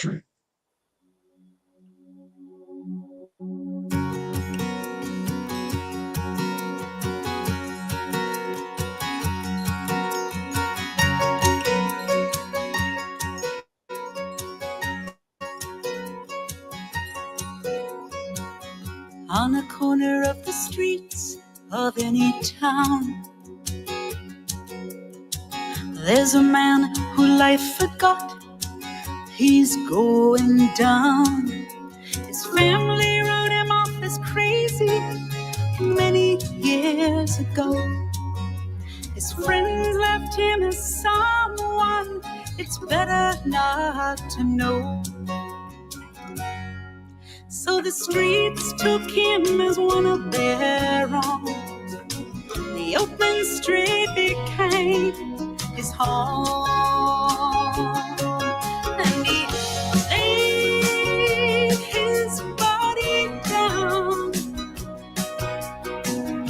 offering to the ground on the corner of the street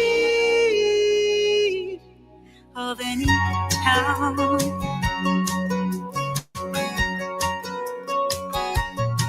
A habit clung to him and bound him. It won't let go. The pain that racks his body means he can't say no. He wants someone to unbind him. He needs someone to be kind to him. It could be me. It could be you. We just go on living as we do. So the streets took him as one of their own. The Main Street became his home, and he laid his body down, offering to the ground, to the shame of all around. The corner of the street of any town.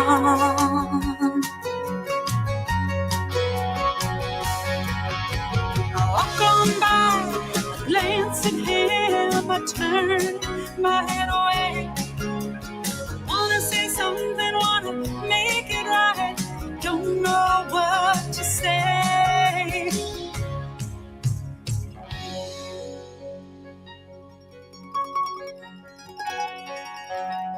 There's a place in my heart that only God can open. Is there I hear the word that He has spoken. I turn to the man and I look in his eyes so blue. I turn to him and look, and there find you. And Jesus said we would find him in the least of you. The least of you. There was a man who came to earth from above. His heart and mind were made of love. Laid his body down on a cross of wood. I wonder if the world has misunderstood.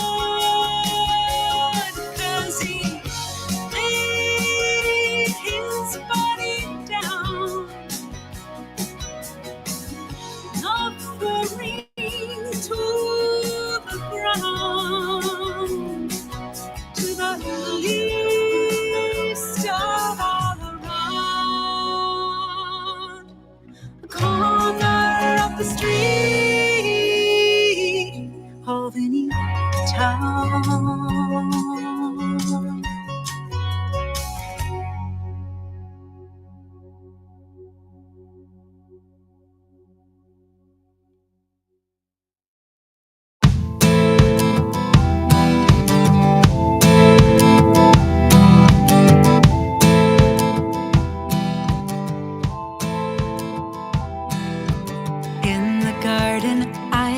Walking morning early and I wasn't talking. The sun beamed honey on the white horizon.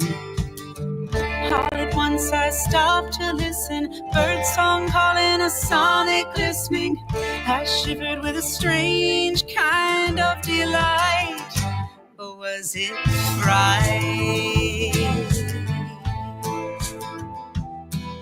Suddenly a bright condor swept on down, offered me his wingspan for a ride, straddling my legs side to side, put my arms around his neck. We began to glide.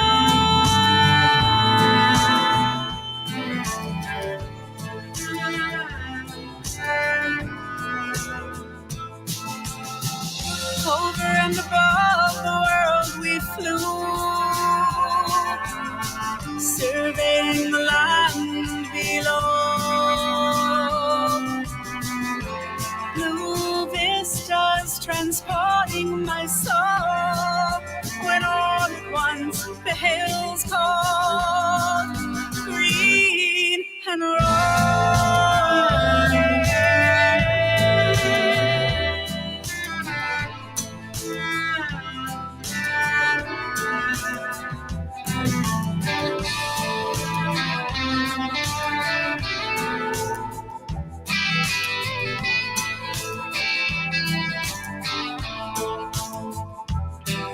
Down we went on a wind to the forested plain, when I found myself standing on the earth again. But it was an earth that was changed, that was made new again.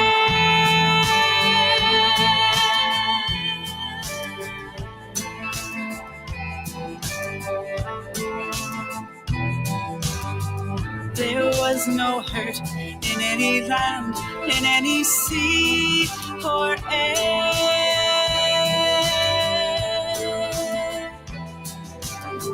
as people were free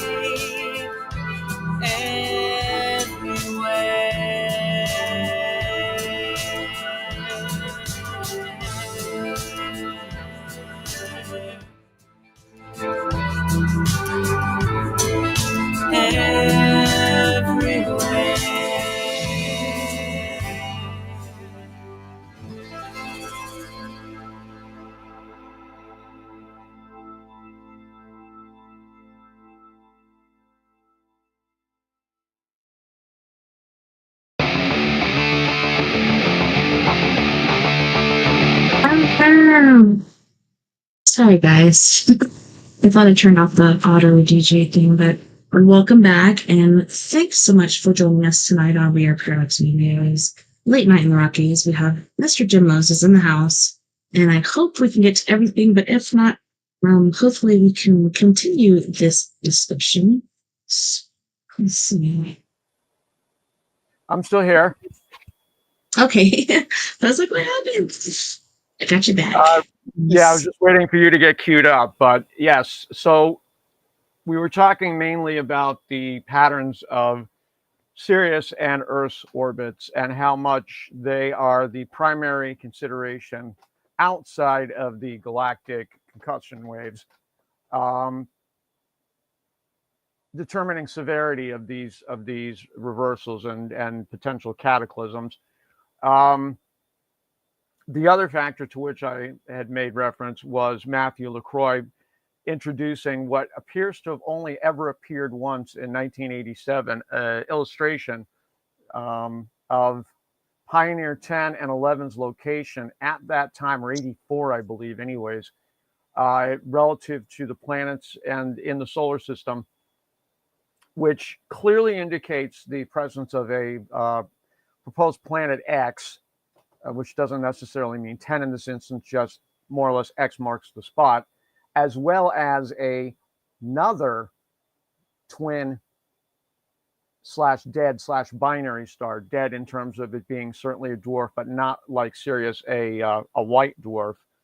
That is approximately, Sirius, I should clarify, it maintains pretty much between 7 and 8.5 light years from Earth, whereas this particular star is just under a light year away. So pretty close to between the Kuiper Belt and the Oort cloud is the estimation, from what I can see from the illustration anyhow.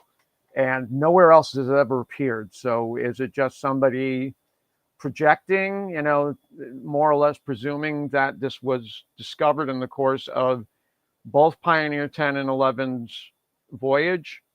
I can't say for sure, but it certainly is an interesting thing to contemplate. Again, Walter Cruttenden posits next to Sirius, the existence of Sirius, also this quote unquote dead star.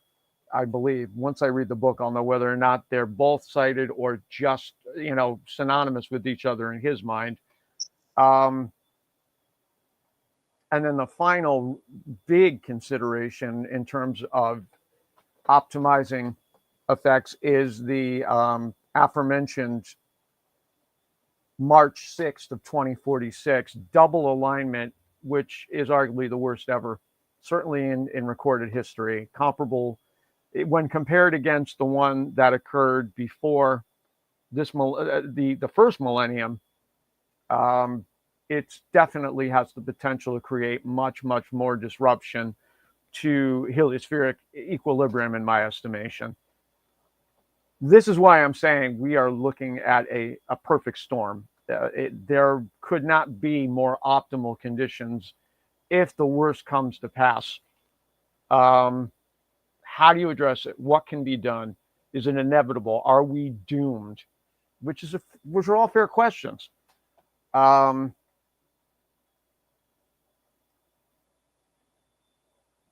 Let's start with talking about potential ways of minimizing the damage.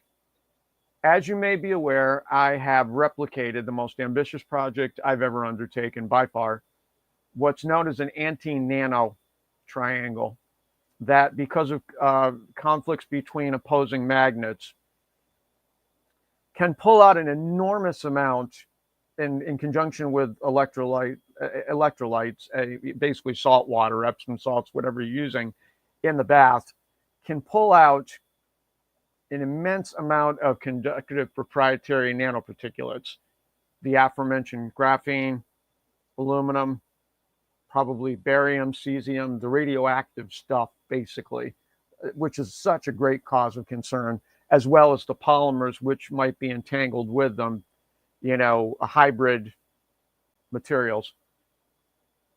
So there's that. And again, I don't know how viable it is to mass produce these, get these out as quickly as possible. I'm not finished with mine yet. I've got to go ahead and take care of 2 connections. It involves a flash in order to indicate when there's a reversal of polarity, a vehicle flasher light system, the mechanism that allows for the light to flash on a vehicle. I'm just, again, replicating exactly what the previous person did off their video. And even then, that's not perfect. There's been a lot of false starts. I had hoped to have this finished 6 months ago, but didn't work out that way for a variety of reasons. If this can be demonstrated to eliminate so much of the garbage that they're dumping on us constantly, we're internalizing, whether as a result of food packaging, things that are being disseminated from the air, the vaccines, so many different sources that are invading us right now because these people are not capable of acting responsibly. Money, money, money is pretty much their mantra. It's not news. I think that by switching from petroleum-based products, as I've said, the primary reason why Rockefeller authorized the Flexner report was to determine whether or not there could be an additional revenue stream derived from the coal tar wastes that are part of extracting petroleum and refining it to a lesser extent, which are by nature organophosphatic. And that's typically what our pharmaceuticals, the base for our pharmaceutical industry is, what the things we take. There are things added in order to, produce desired effects, however much they're authentic, but the base material, the serum, as it were, is organophosphatic. And that's a lot of the reason why, because this is getting into pesticides as well, so much disease of basically endocrine disrupting chemical systems that have been in place for a very long time are producing predictable disease. The other half of that equation, and I neglected to mention earlier on, huge in terms of history with respect to healthcare, before Rockefeller and his cohorts, like Carnegie, like Mellon, like J.P. Morgan, like DuPont, got a hold of the medical system.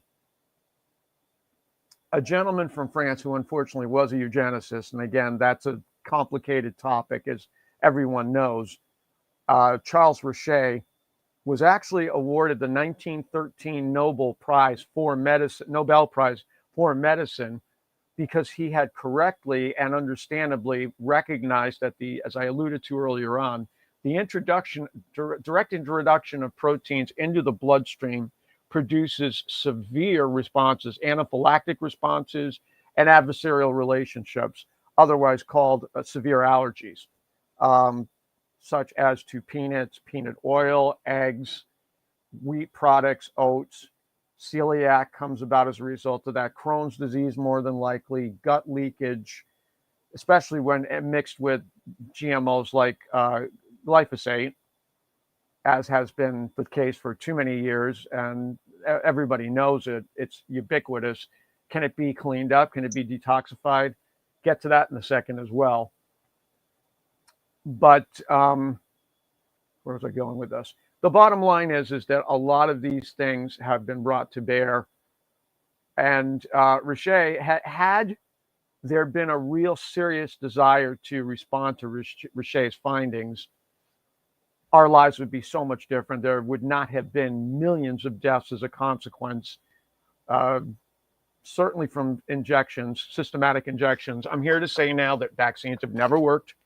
They may indeed produce antibodies and the colloquial term titers, but it has not ever been evidence, and this is something that, again, has been acknowledged since Edward Jenner kind of presented the opportunity for elites in Europe to use this for genocidal purposes. Vaccines are for genocide. Let's be very clear about that. And they won't, obviously, it's not something they're going to easily admit in the United States, the association between both sides of the Atlantic, but it is ultimately negative efficacy for the reasons I've said. They compromise zeta potential more than any other aspect of our lives, or at least have, I think, the most, and lead to protein misfolding, which in turn leads to neural degeneration, brain diseases like autism, or not necessarily brain, but neurological conditions like autism, like Alzheimer's, like mad cow disease. All of it is stemming from the compromise of zeta potential, all of it, without a doubt. The protein misfolding is the first step towards cancer to begin with, because you're changing the surface area.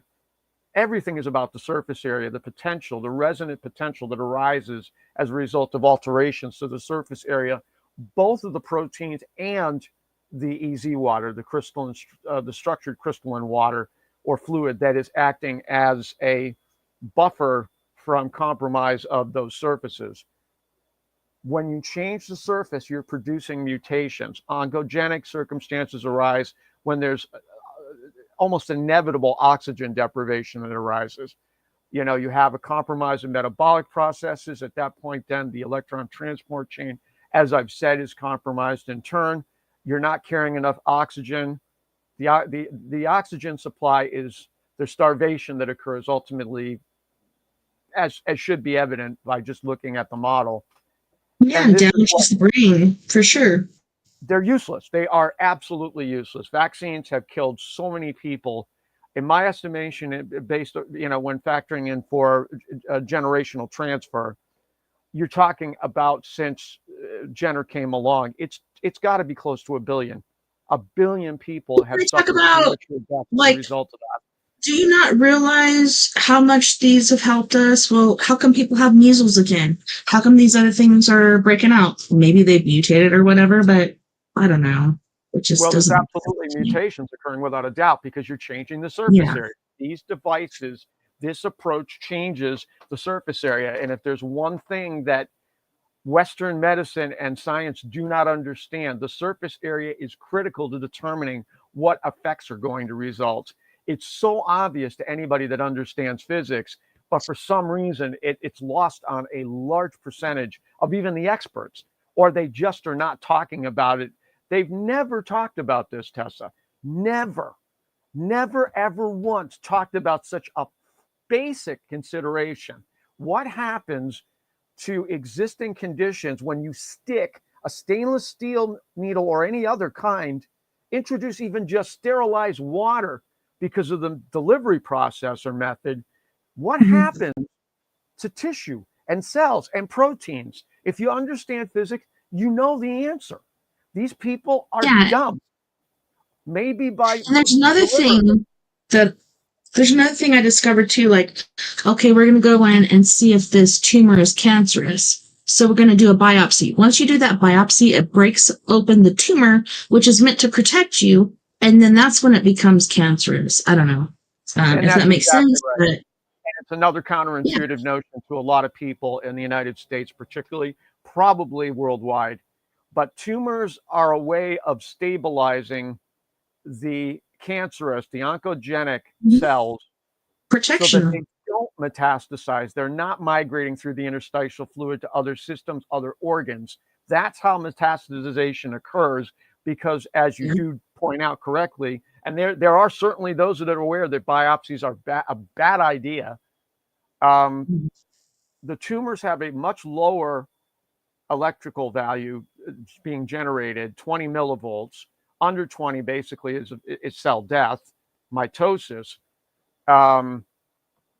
Your average charge, particularly at the time of replication in the ion shells, is anywhere from negative 50 millivolts to negative 90 millivolts. And the problem is that when you're starting to mess around with something that changes that constant, that range, in the instance of something which would agonize the virus, the protein, basically what a virus is, the name means poisoner, and it's not alive. It never is alive. It's toxic. It's a poison. It's a peptide. It's an enzyme, because it's designed to provoke specific biological changes as part of the metabolic process.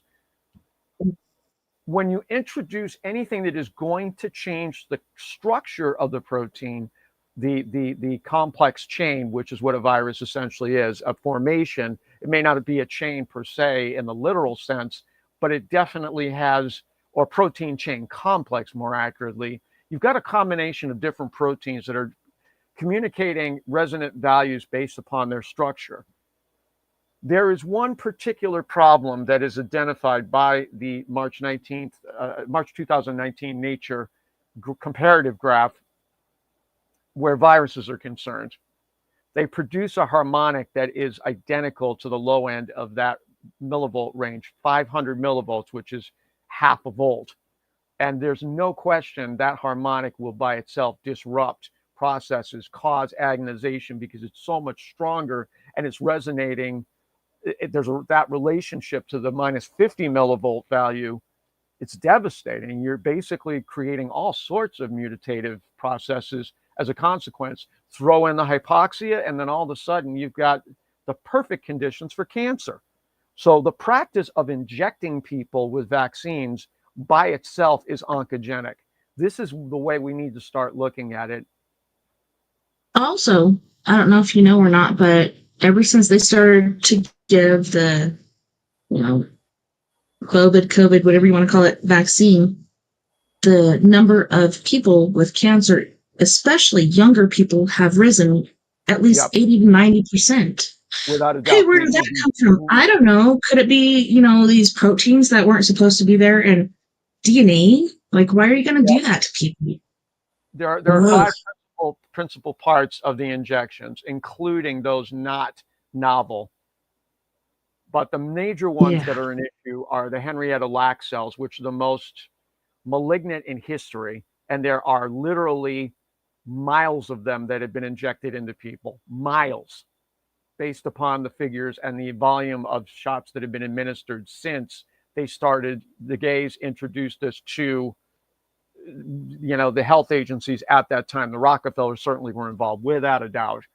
I would think that probably Jonas Salk and Sabin, part of the polio injections. We know that SV40, which was used as a promoter for particular processes in the Pfizer shot anyways, and also the Moderna.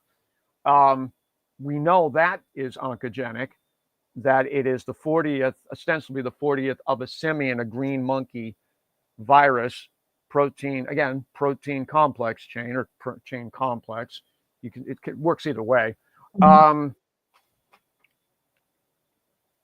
There's that. There's what's known as pseudouridine, which is a type of agent that the uridine is bad enough, but normally doesn't provoke the pseudouridine is a huge part of the cancer process with the COVID-19, the mRNA injections, and even the adenoviral injections as well, which with Johnson & Johnson and the AstraZeneca were. They are creating elimination entirely of the p53 gene, which is part of suppressing tumors, however you view the need for it at any given juncture throughout the process. As we talked about, tumors are an emergency management system way of coherent organic systems trying to prevent spread. But at some point, you Protective feel, system.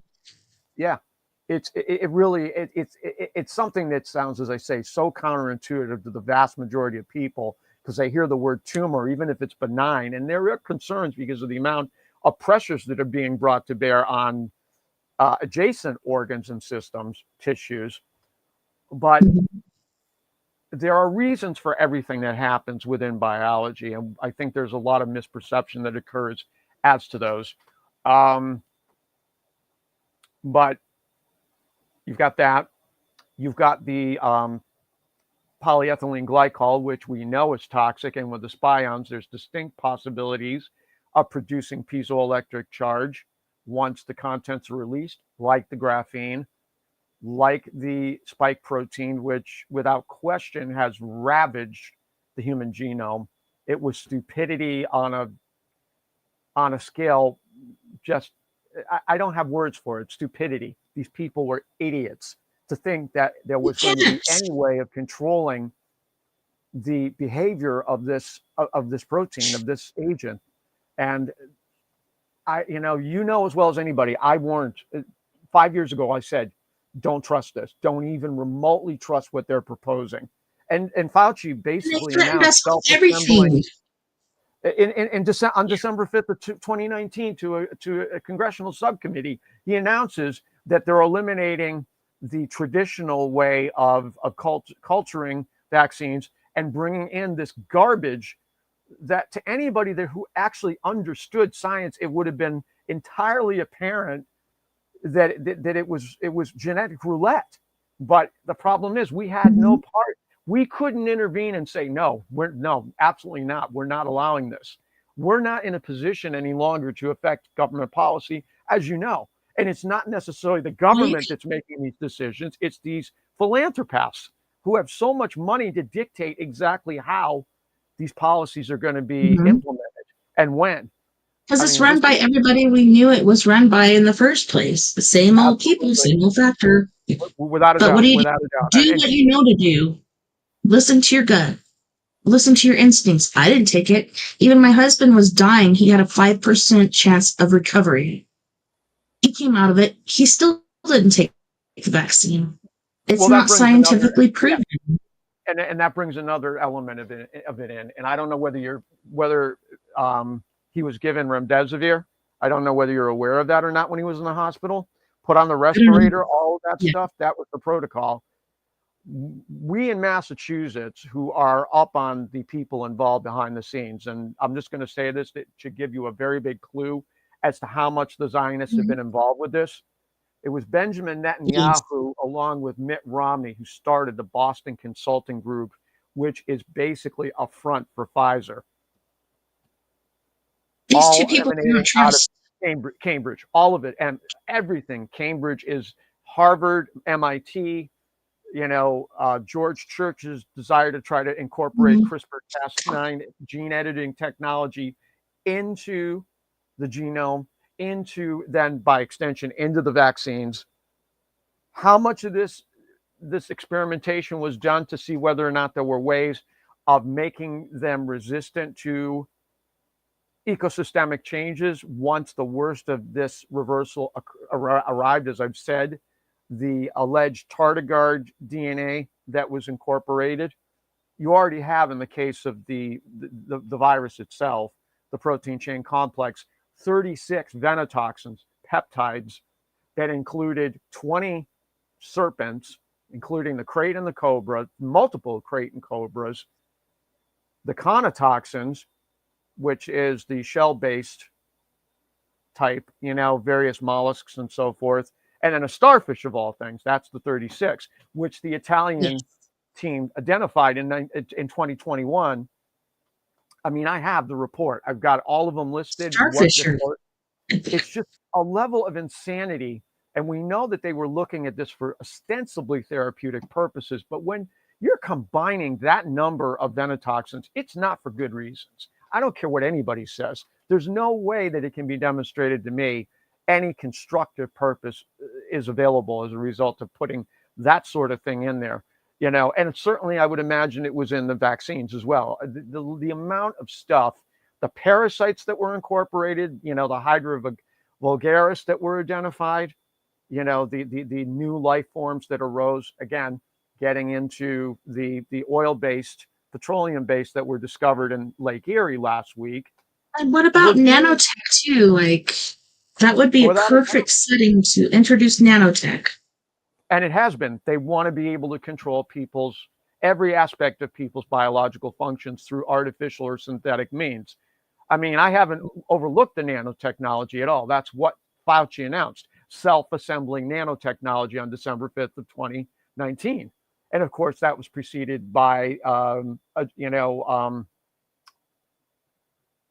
can't think of what it's called now, Agenda 201 or whatever it was. Exercise. One of those damn agendas. Gates was a big part of underwriting it. Oh my gosh. And of course, I can tag you for the biodefense plan. This is something that, I mean, thankfully it's passed and hopefully it will never happen now. But in 2024, there was a biodefense act proposed by the late Senator Joseph Lieberman of Connecticut. A lot of the same people involved with trying to promote contagious cancers. John Brennan, Dick Cheney, Donald Rumsfeld, and then there's many, many more names. A lot of the Midwest has been involved with this in conjunction with Zionist Israel, transfers of fissile nuclear material from places like Piketon. The TVA project, even going back to the 30s with Alexander Sachs, who oversaw that. So much that has gone on, the Manhattan Project as well. So much what went on in the Midwest was as a result of organized crime. The mafia was being fronting all along for the Jewish gangs, Meyer Lansky having pretty much control of it all. But there were others, Stone, the other names that are eluding me now. I mean, I didn't get too deep into that because I think it's minutia. We are talking about a conspiracy of scope that is, like I say, beyond most people's imagination. They can't handle it. And I don't know at what point we start talking about that, or maybe it doesn't become necessary. The most important consideration are the potential remedies. So let me get back to that. We've named two of them, the anti-nano triangle and the radioprotective agents. So there are those two.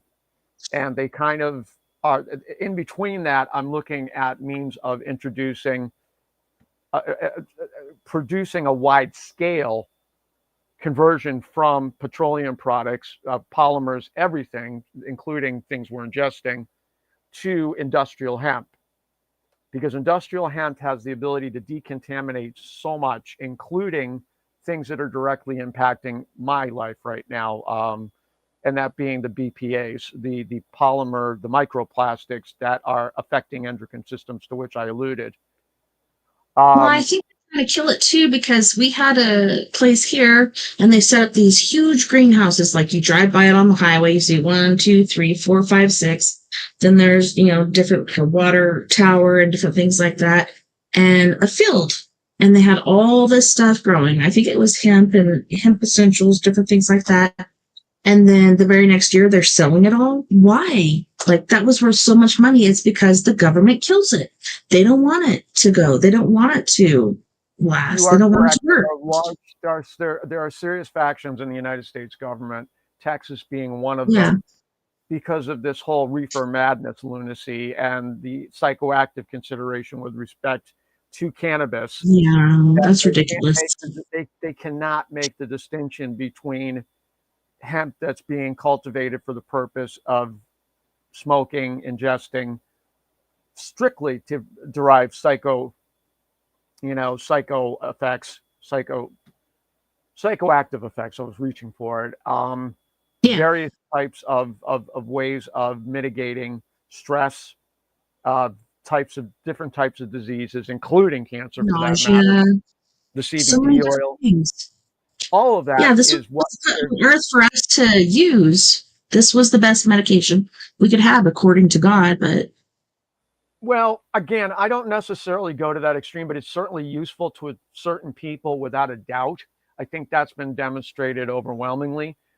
But what is the frustrating part of this is that if industrial hemp was introduced, we could decontaminate a significant amount of the United States fairly quickly. Mhm. There's talk, as I said, with respect to Dennis Watts. He proposed, as did the person he was working with in India, a way of decontaminating nuclear waste by virtue of hydrogen isotopes.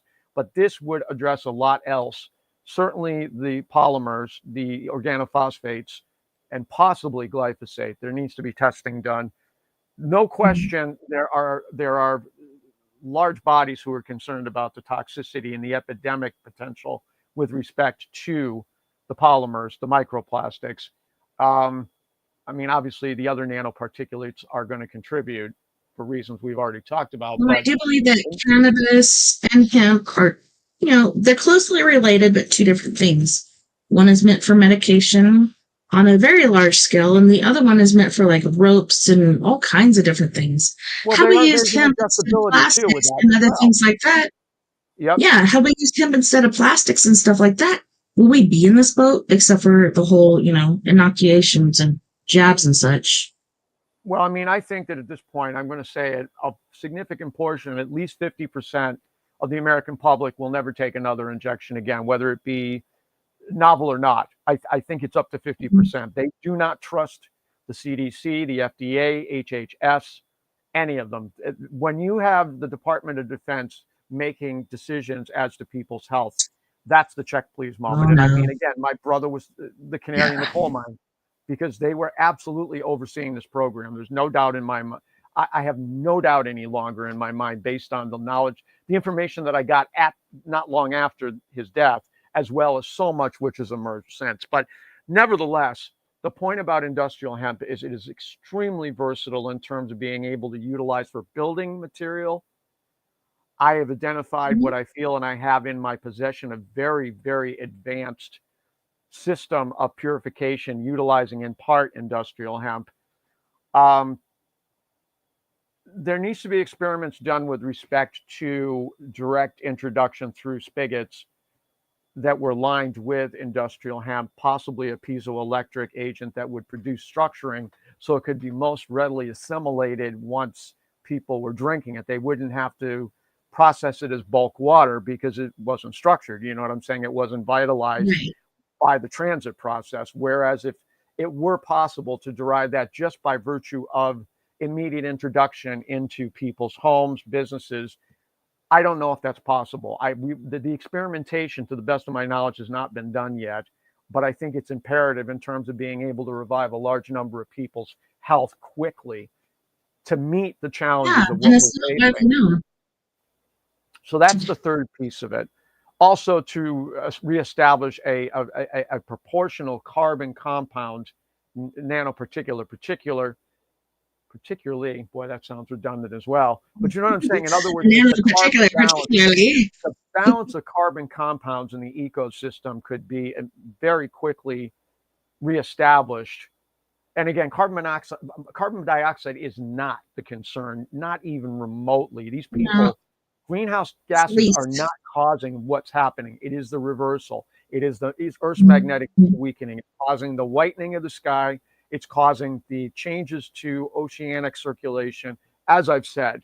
But my point being is that it would be a side benefit at the very least to reestablish a healthy carbon compound balance through wide scale cultivation of industrial hemp. I mean, it's a no brainer. It's a win win win all around. There are other technologies I've become aware of. One close by me that would immediately be realized. The savings in power would be realized through their heat pump system, which I did. I've talked about briefly in the past. Um, but otherwise, I know in my heart of hearts, there's a lot of suppressed technology that could be expediently applied, relatively speaking, to the problems we're facing. Now, to what extent, what end, I'm not sure.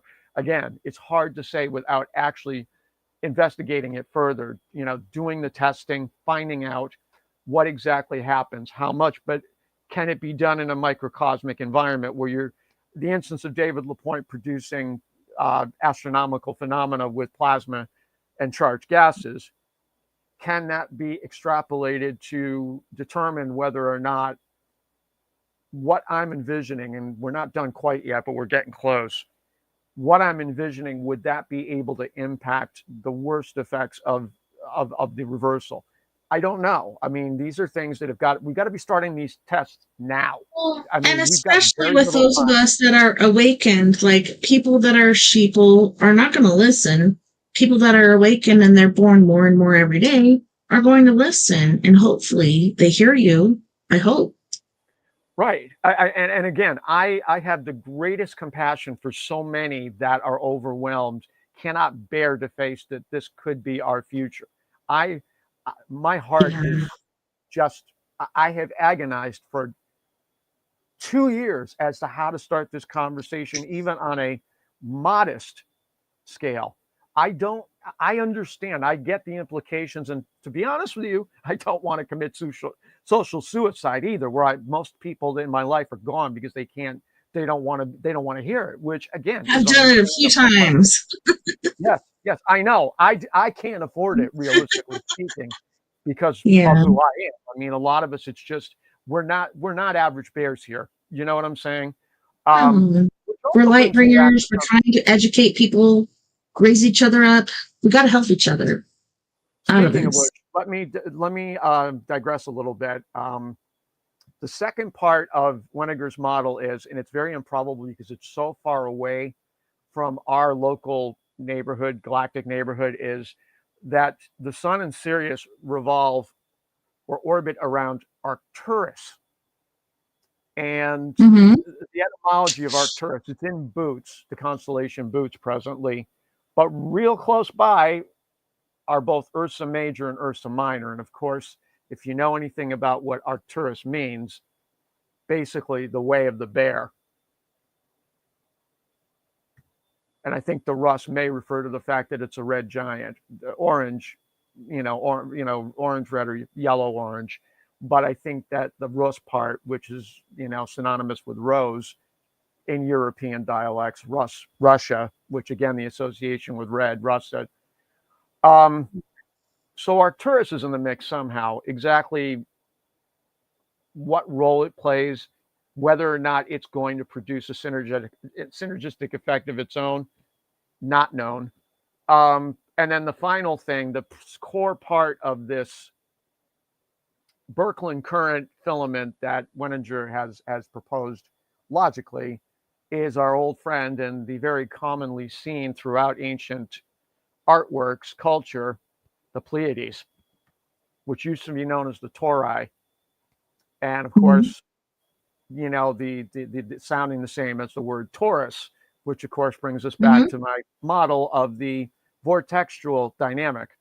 But the Pleiades are everywhere. And of course, I would point out, and I've mentioned this in the past, Wayne Herschel's hypothesis is that there is a planet not far from Pleiades from which we originate, part of us anyways, originated. And the Mm-hmm. Eastern, Western Asia, Turkey, Mesopotamia, where the Anunnaki, from where they derived, basically. And I mean, it's everywhere in the illustrations.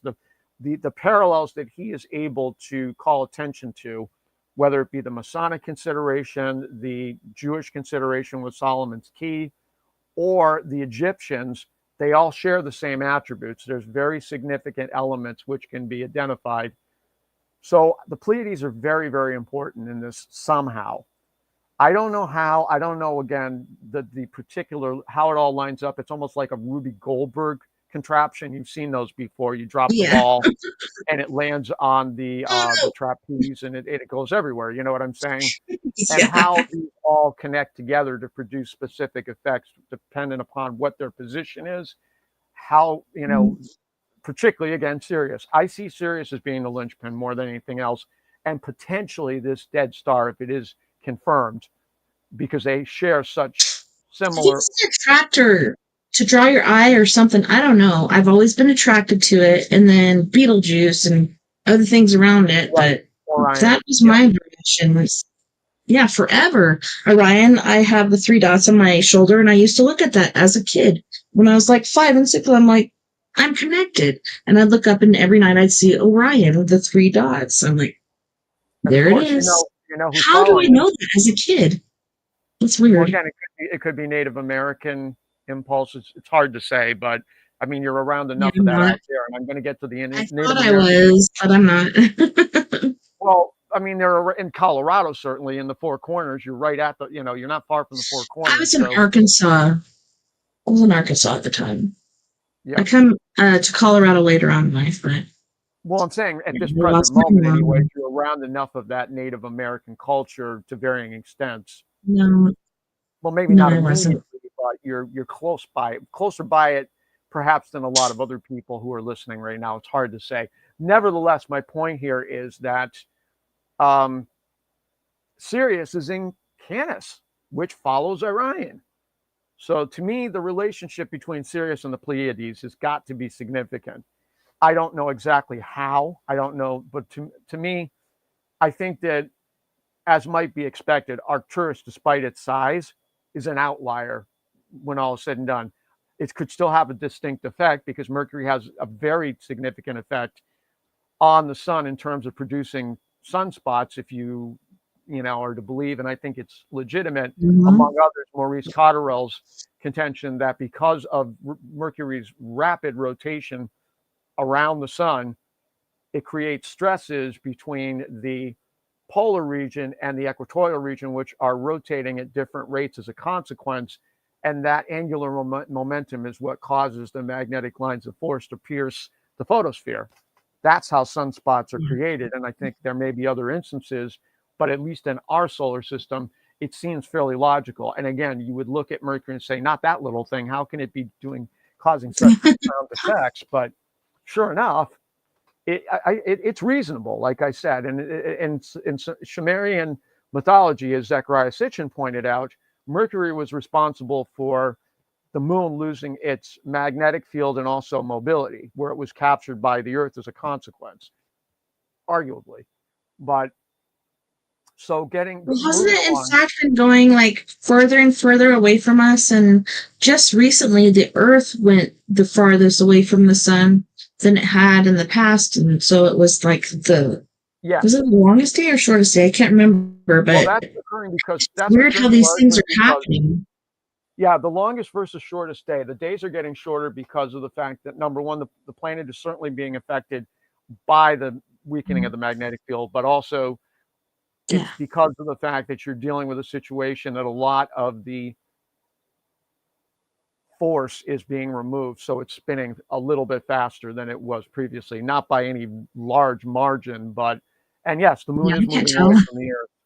And that is that. I mean, again, it's not moving away fast at this moment, but over time, that's a definite concern with respect to life. Is Yes, the moon? definitely going to cause some magnetic Yeah, something that is not going to be good.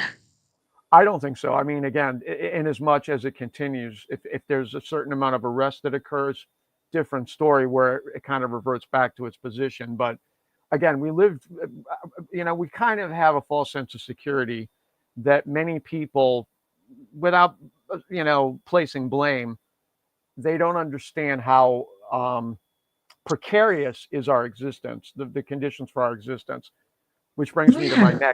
my next step. Um, Talking about the geophysically stabilizing the planet, and how that's done is to take a look at the topology, the topography, but more often, I think the word here that applies is the topology of a particular area where people live. What can be done? What are the conditions? Where I live, there's an extinct volcano, and it is largely comprised of basalt Me as a too. consequence. How much of the telluric, resonance is emerging as a consequence of that? Because basalt has crystalline properties. It's producing piezoelectricity without a doubt.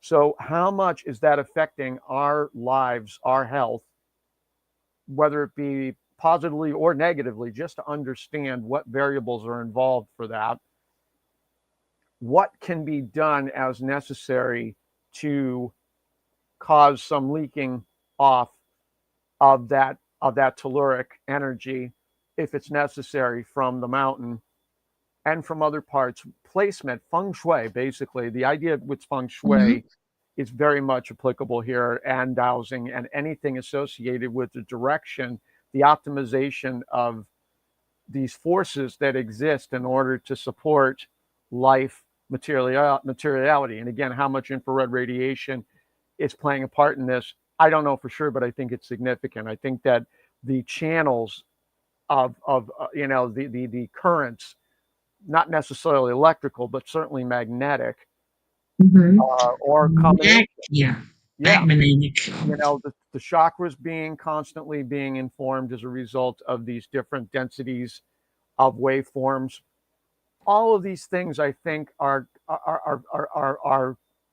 directly related to the layout, the design, the architecture, if you will, of a particular area, town, city. And if there are ways of being able to inexpensively optimize how they're affecting our health, it's worth looking at. And I'm doing it where I live. It's a suggestion I'm going to bring. And I'm also reached out to a Native American tribe representative here in Western Mass, start beginning to create a greater awareness of these concerns. I've reached out to Jim Vieira, who has investigated a fairly famous site to the north of me in Hampshire County, Goshen. There is a complex which is estimated to be about 10,000 years old. He's involved with stonework. He's doing, various types of cairns, stone, this stuff structures. is coming together all at once. It's It like is. all the Very things that we fast. thought are working. It's like slap, there it is. And I don't know. To And me, it couldn't have come at a better time in so many ways, too. Yeah, it's not that it's good, but it's like we knew.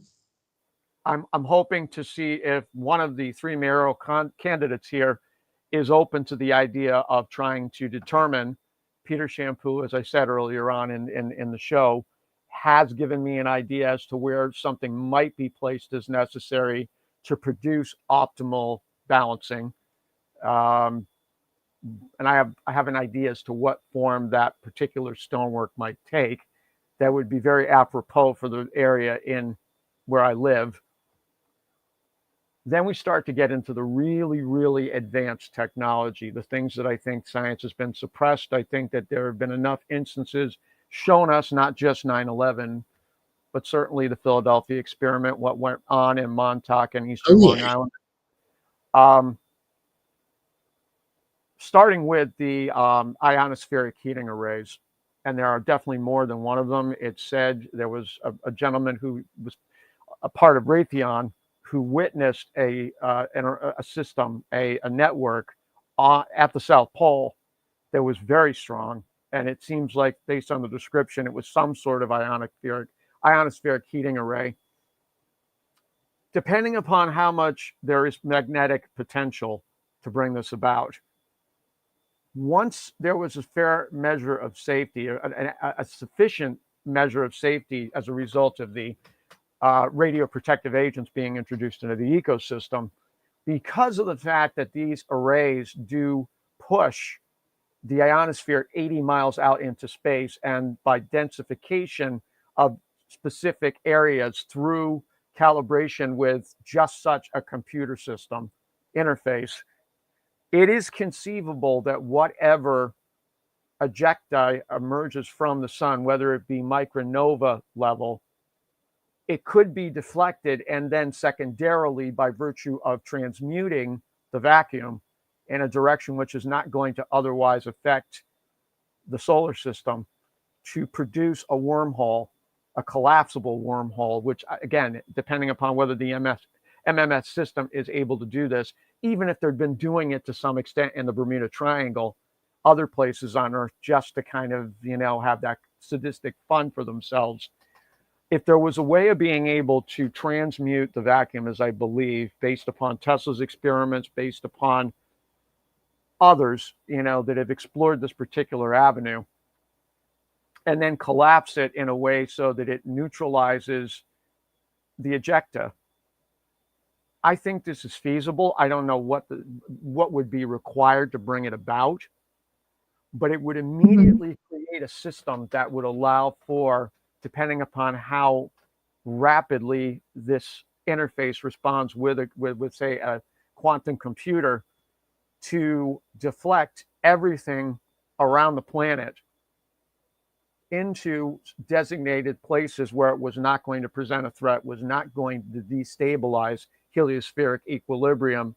I mean, certainly the waves are going to be a problem. Now, this is not a situation where I think you can use the analogy of like water off a duck's back. No way.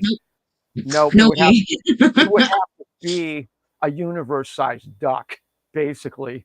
I think when all is said and done, if you were going to draw the parallel, trembly parts.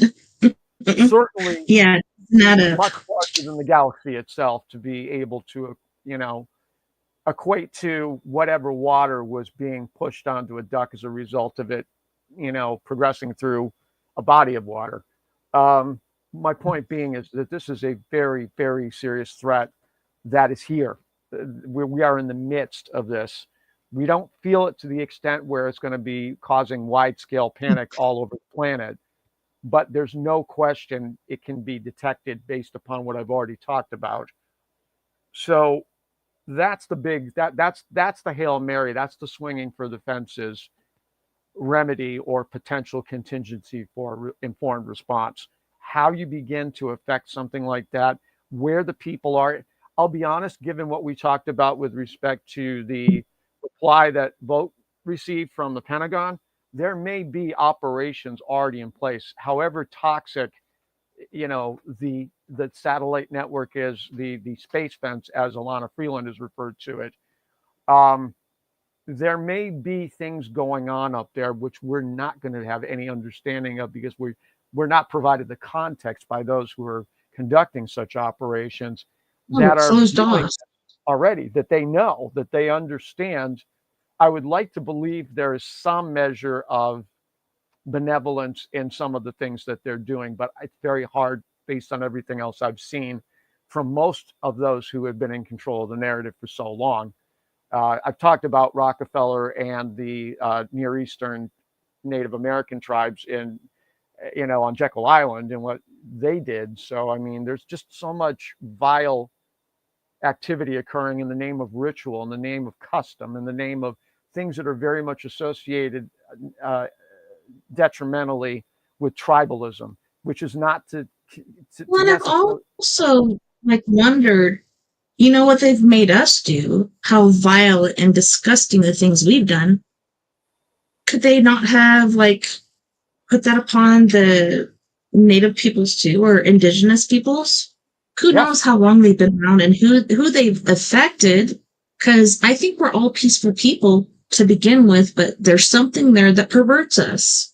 Well, part of it is the threat of death, of demise, of ceasing to exist. And the thing that's so frustrating is that their narrative has gone to great lengths to basically stigmatize so much about our lives: physical intimacy, Native Americans, same-sex love within reason, obviously respecting boundaries, understanding that people may not necessarily, as much as they desire for reasons that have been perhaps somewhat superimposed, they're not ready. You know what I'm saying? They're not emotionally mature yet enough to enter into, and not just necessarily same-sex, polygamous relationships, all these aspects of human experience and interaction that they have basically hijacked. They have made it, somehow shameful, dirty.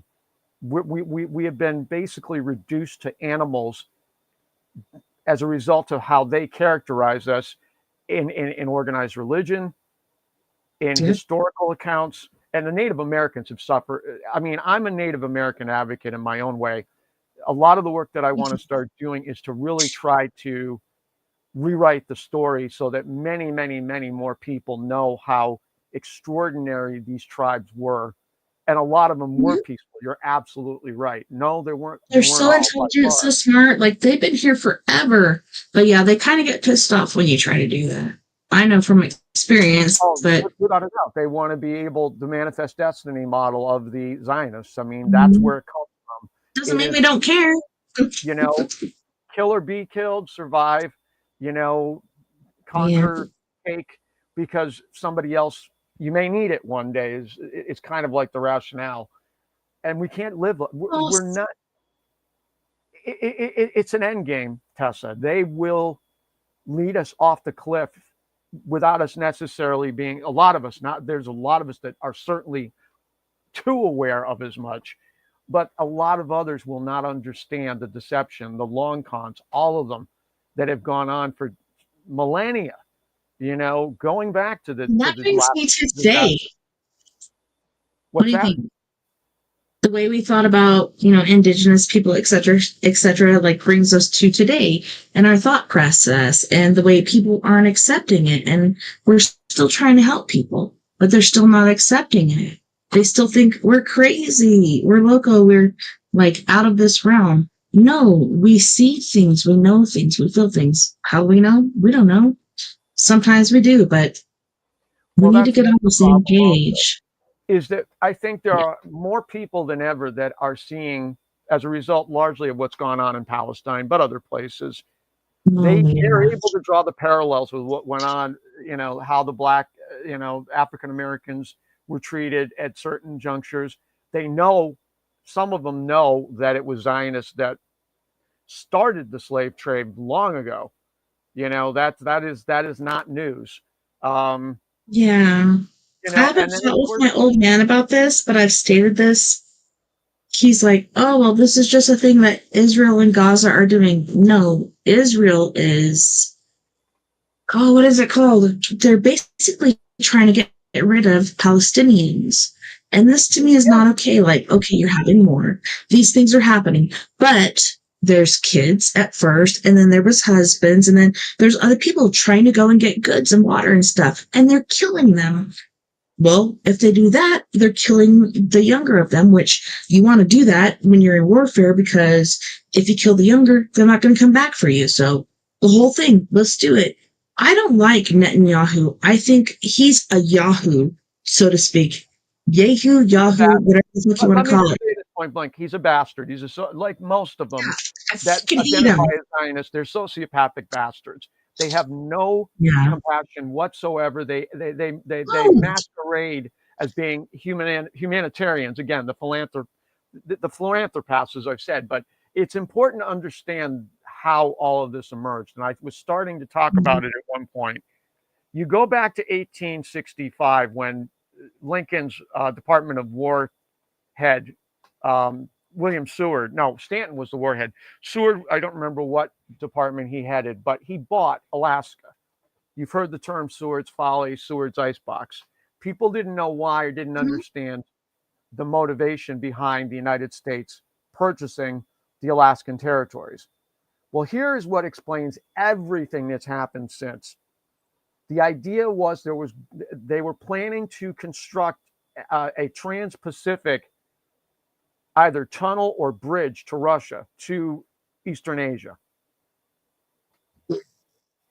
The European elites, because of the fact they derived from Western Asia, from Turkey, from as it is stated, the cradle of civilization, Mesopotamia, Samaria, which is the Jewish traditions. And again, I'm of Sephardic derivation myself on my father's side, so I know this stuff.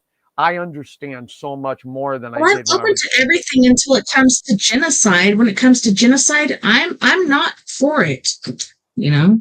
But sorry, please continue. Here's the thing that I think people in the United States have to understand if they don't already.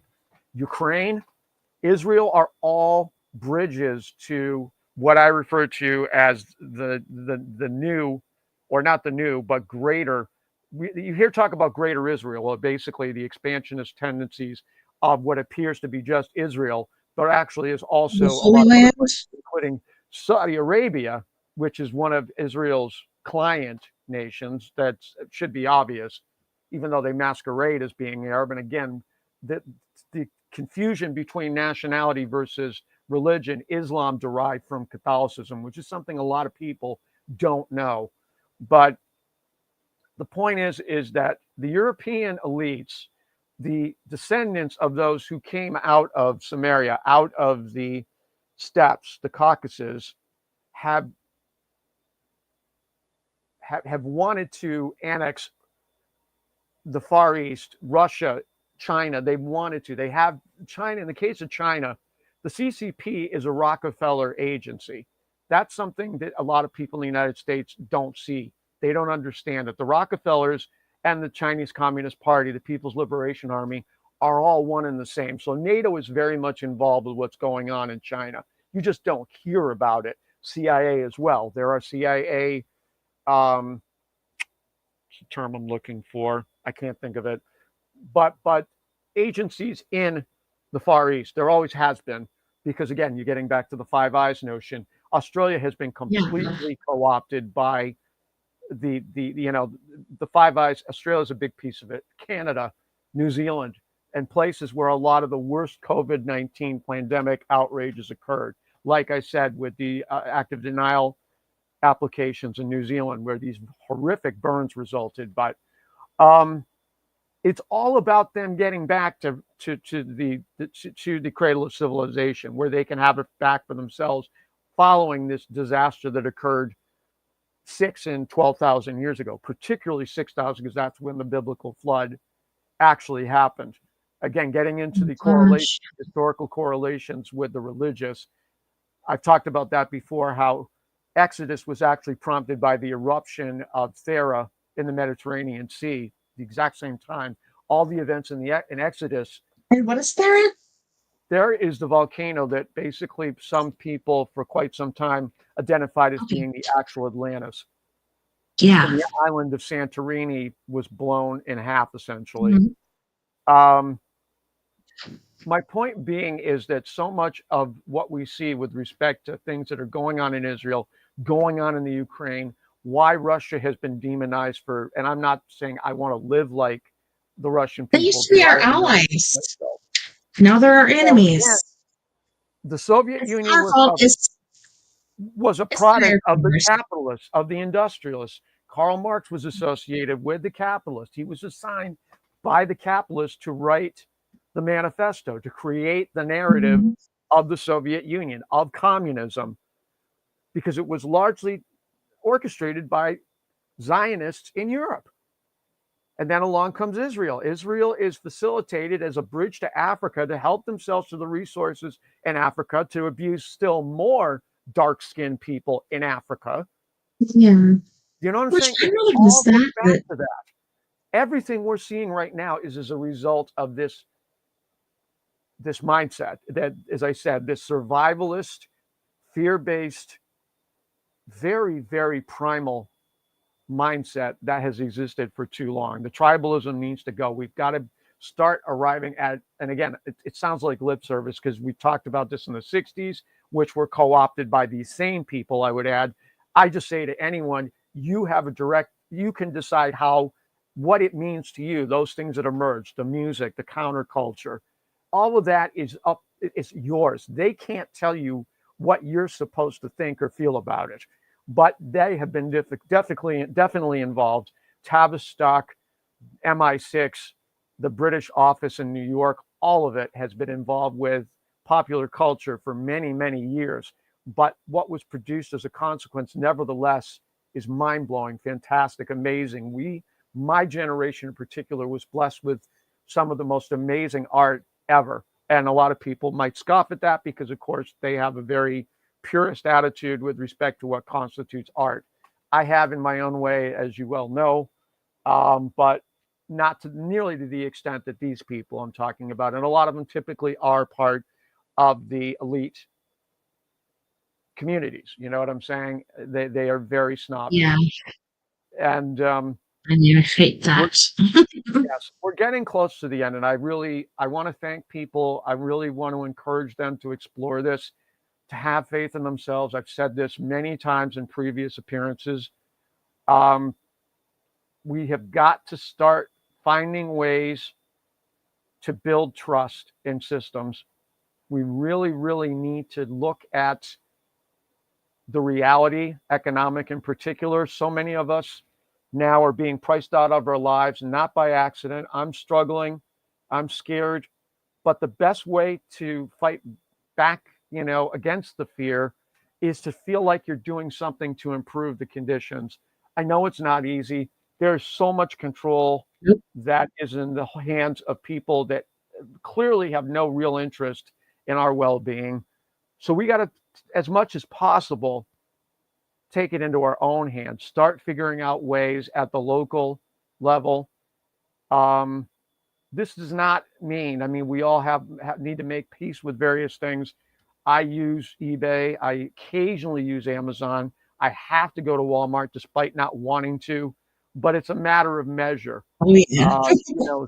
As much as possible, if there are alternatives to them, avail yourselves. Again, also, I know that cost is a factor. I quite personally, we've got to try to find a way of striking that balance as well, but also constantly be working towards strengthening conditions at the local level, making them healthier in ways that allow people to not be impacted too strongly, that they have a matter of choice involved. I think we cannot lose sight of the choice, because that goes directly to the free marketplace of ideas that I have really espoused, where everyone is able to contribute. They feel like they're valued. They feel like they're making a difference, and everybody benefits as a consequence of that. The more that we can start to really get a little crazy about the possibilities, to quote Seal, and I've made this analogy before. I love Seal. That album is very, very important in my life. He understands. He's a good guy, period. On so many levels, in terms of what's going on.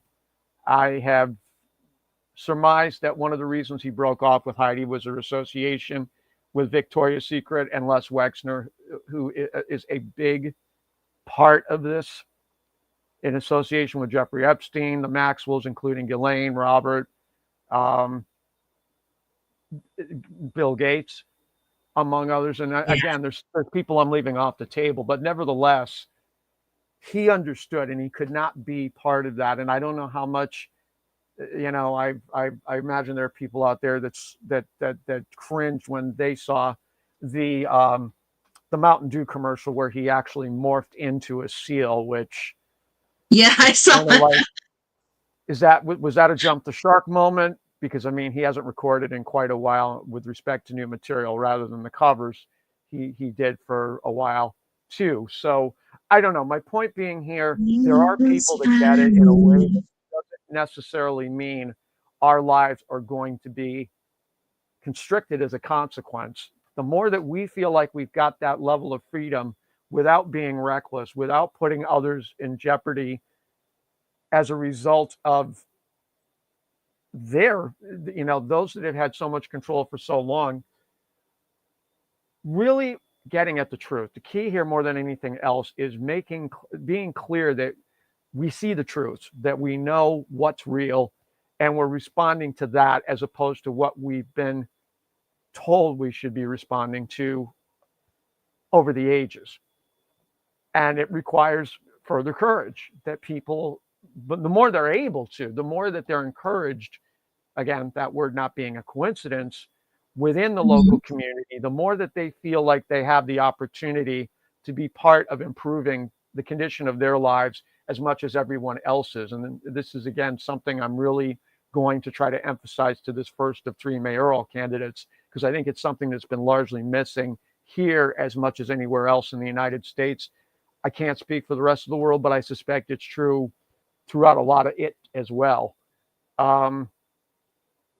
This will be, for all practical intents and purposes, my final, or my defining, shall we say. I can't say final because I suspect there may be an interest, depending on how much my role in all of this is.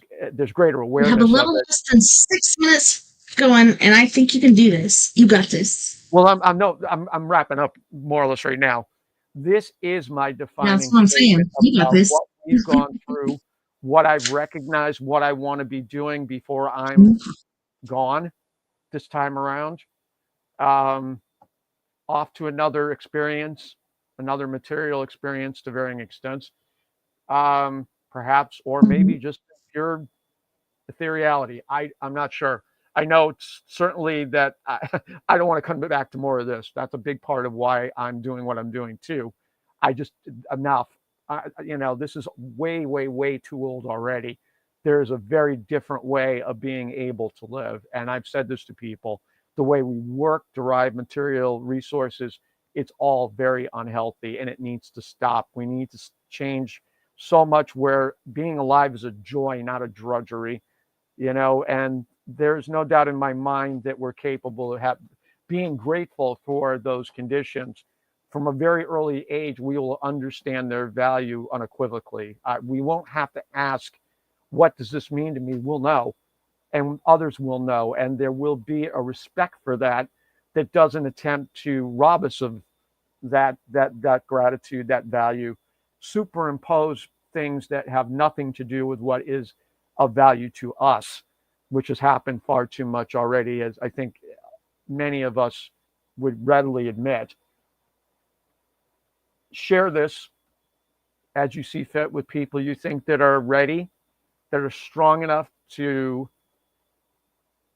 weather its message, because this is going to be a process. I think it's going to require a lot of stages, a lot of revisitations to kind of try to contextualize it within each person's life. It's certainly not a one size fits all situation. We all react differently to things. And that's something I think that has been lost too much as well. We don't see that not everybody is going to react to the same set of circumstances similarly. And a lot of suffering has occurred because of that. Certainly in my own life, I've tried not to have been the source of that when I really understood better. I am grateful for the opportunity, all the opportunities I've been given, however little materially I have when all is said and done. This is of unspeakable value. It's hard for me to really articulate the extent to which this means to me. I care deeply about life. I hate what's happened to it. Seeing the carnage, the torture, the suffering that has gone on for millennia. Why? It was never necessary. And I understand there are aspects to our existence with respect to animals, and I honor the sacrifices that are being made as a consequence of the way we're living right now. I don't know how it looks different, and I'm not in a position where I can drastically change my life as it is now. But at the same time, I have never, ever looked down in most of my entire life on anyone or anything. Either, but Jim, can I interrupt for a second? And Sure. Can you give an outro for our Spreaker peeps? Because we are at that point, but we can continue with our other peeps. So, Well, as can I you let said, them know how to contact you, etc.? Number one, as Tessa knows, I typically avoid direct contact on Yeah. Facebook, especially, as well as X. I'm more than willing to communicate on a one-to-one basis. She has my email address. I will, as I noted, be sending this very, very comprehensive resource list that people can avail themselves of. There will be notations to indicate what the nature of those links are. It's going to take me a long time, so it may not be done until the summer, end of the summer. But again, thank you for everything you're doing, whatever that may be, to try to improve conditions, to try to help people feel less scared. It matters a lot. There are not many instances available otherwise. So with this, I sign off, and I hope you make it. That's awesome. I just have to thank you once again for being our friend or our guest and trying to help to guide us through these days. Like, I don't know, a lot of this is laid out in the Bible, but not all of it. I think a lot of things are manipulated, but thank you so much once again for being here. And night overnight to everyone out there. All right, so that was the end of that part, but we're still out here for Facebook and YouTube. So if you had anything to complete, that's cool. We just had to finish Spreaker. So that is one other thing.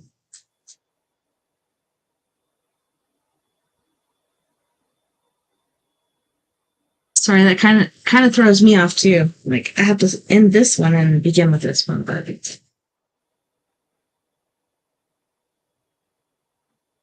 we can end here too. Is there an email or anything you want to use or anything else you needed to say without being rushed? Oh, Jim, you're muted. Yes, I didn't want to interrupt the next wherever you were segueing into. So I was going to step away, close the session.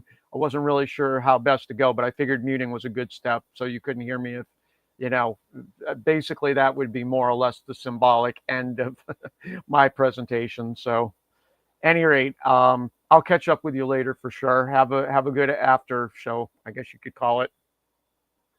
All right, awesome. I haven't done that in quite some time, but yeah, thank you so much again for being my guest tonight on We Are Paradox Media's Late Night Rockies.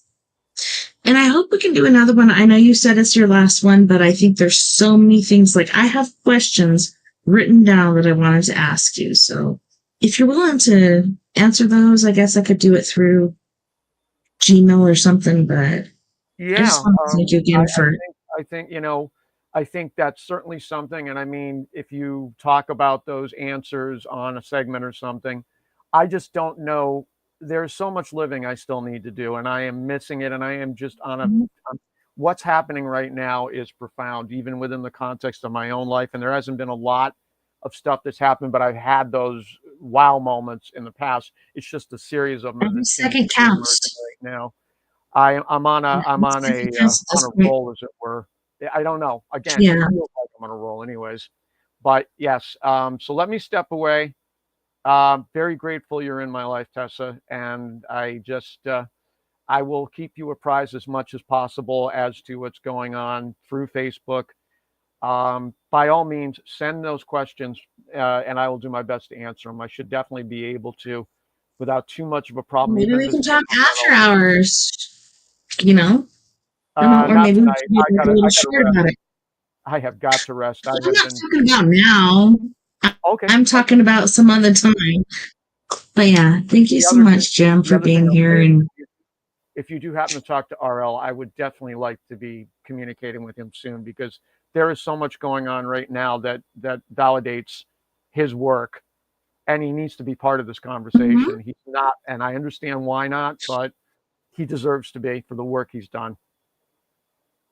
Well, I'm hoping I can bring him back, but I'm kind of on the outskirts like you. He hasn't talked to me for quite some time, and I think it's his old lady, but we'll see what happens. But thank you so much once again for being our guest, and we are majorly appreciative for you being here. I'm telling you, like the things you're talking about, etc. Like I've read into this, I've learned, and this is really happening. Like a lot of people can't believe it. They're like, no way, that's not happening. No, it is. This is really happening. But I love you so much, Jim. And yeah, I hope to talk to you soon. I haven't ever said it, I don't believe, but I'm saying it now. You are a good friend, even though we don't always talk that much. Nevertheless, you're never far from my mind and my best thoughts. I will talk to you again soon. I hope you have a wonderful night. Well, thank you so much to all our friends on We Are Paradox Media's Facebook, Spreaker, Twitter, Twitch, YouTube, iHeartRadio, wherever else in the Omniverse you may be listening tonight. I had a wonderful time, and I can't wait to do it again tomorrow night when we have story time with me, Tessa TNT. And we're going to be reading from Mr. Stephen King's Cell, CELL. So like cell phone, not cell like the cell you are in when you get arrested. Oh yeah, had a wonderful time, and I can't wait to do it again tomorrow night. That's when we got Mr. Stephen King in the house. Last time I did his book, I was looking at how can I contact him? How can I speak with him? But I guess we'll have to see. Don't forget, fam, we are all in this together. Together, we can make the world a bit better. And together, my friends, we are a Paradox Media because without you, there is no one else. Until next time. Night, night, love and light. Take care of my yous, and don't forget, fam, we are all in this together. Together, we can make the world a bit better. And together, my friends, we are Paradox Media because without you, there is no us. Seriously. We're in this together till the end, so I hope you're happy where you're at. Anyways, again, next time, night, night, love and light. I will see you soon, and please take care of my yous. Have a wonderful rest of your Saturday, aka Sunday, and I will see you tomorrow. Mwah. Bye, man. Yeah.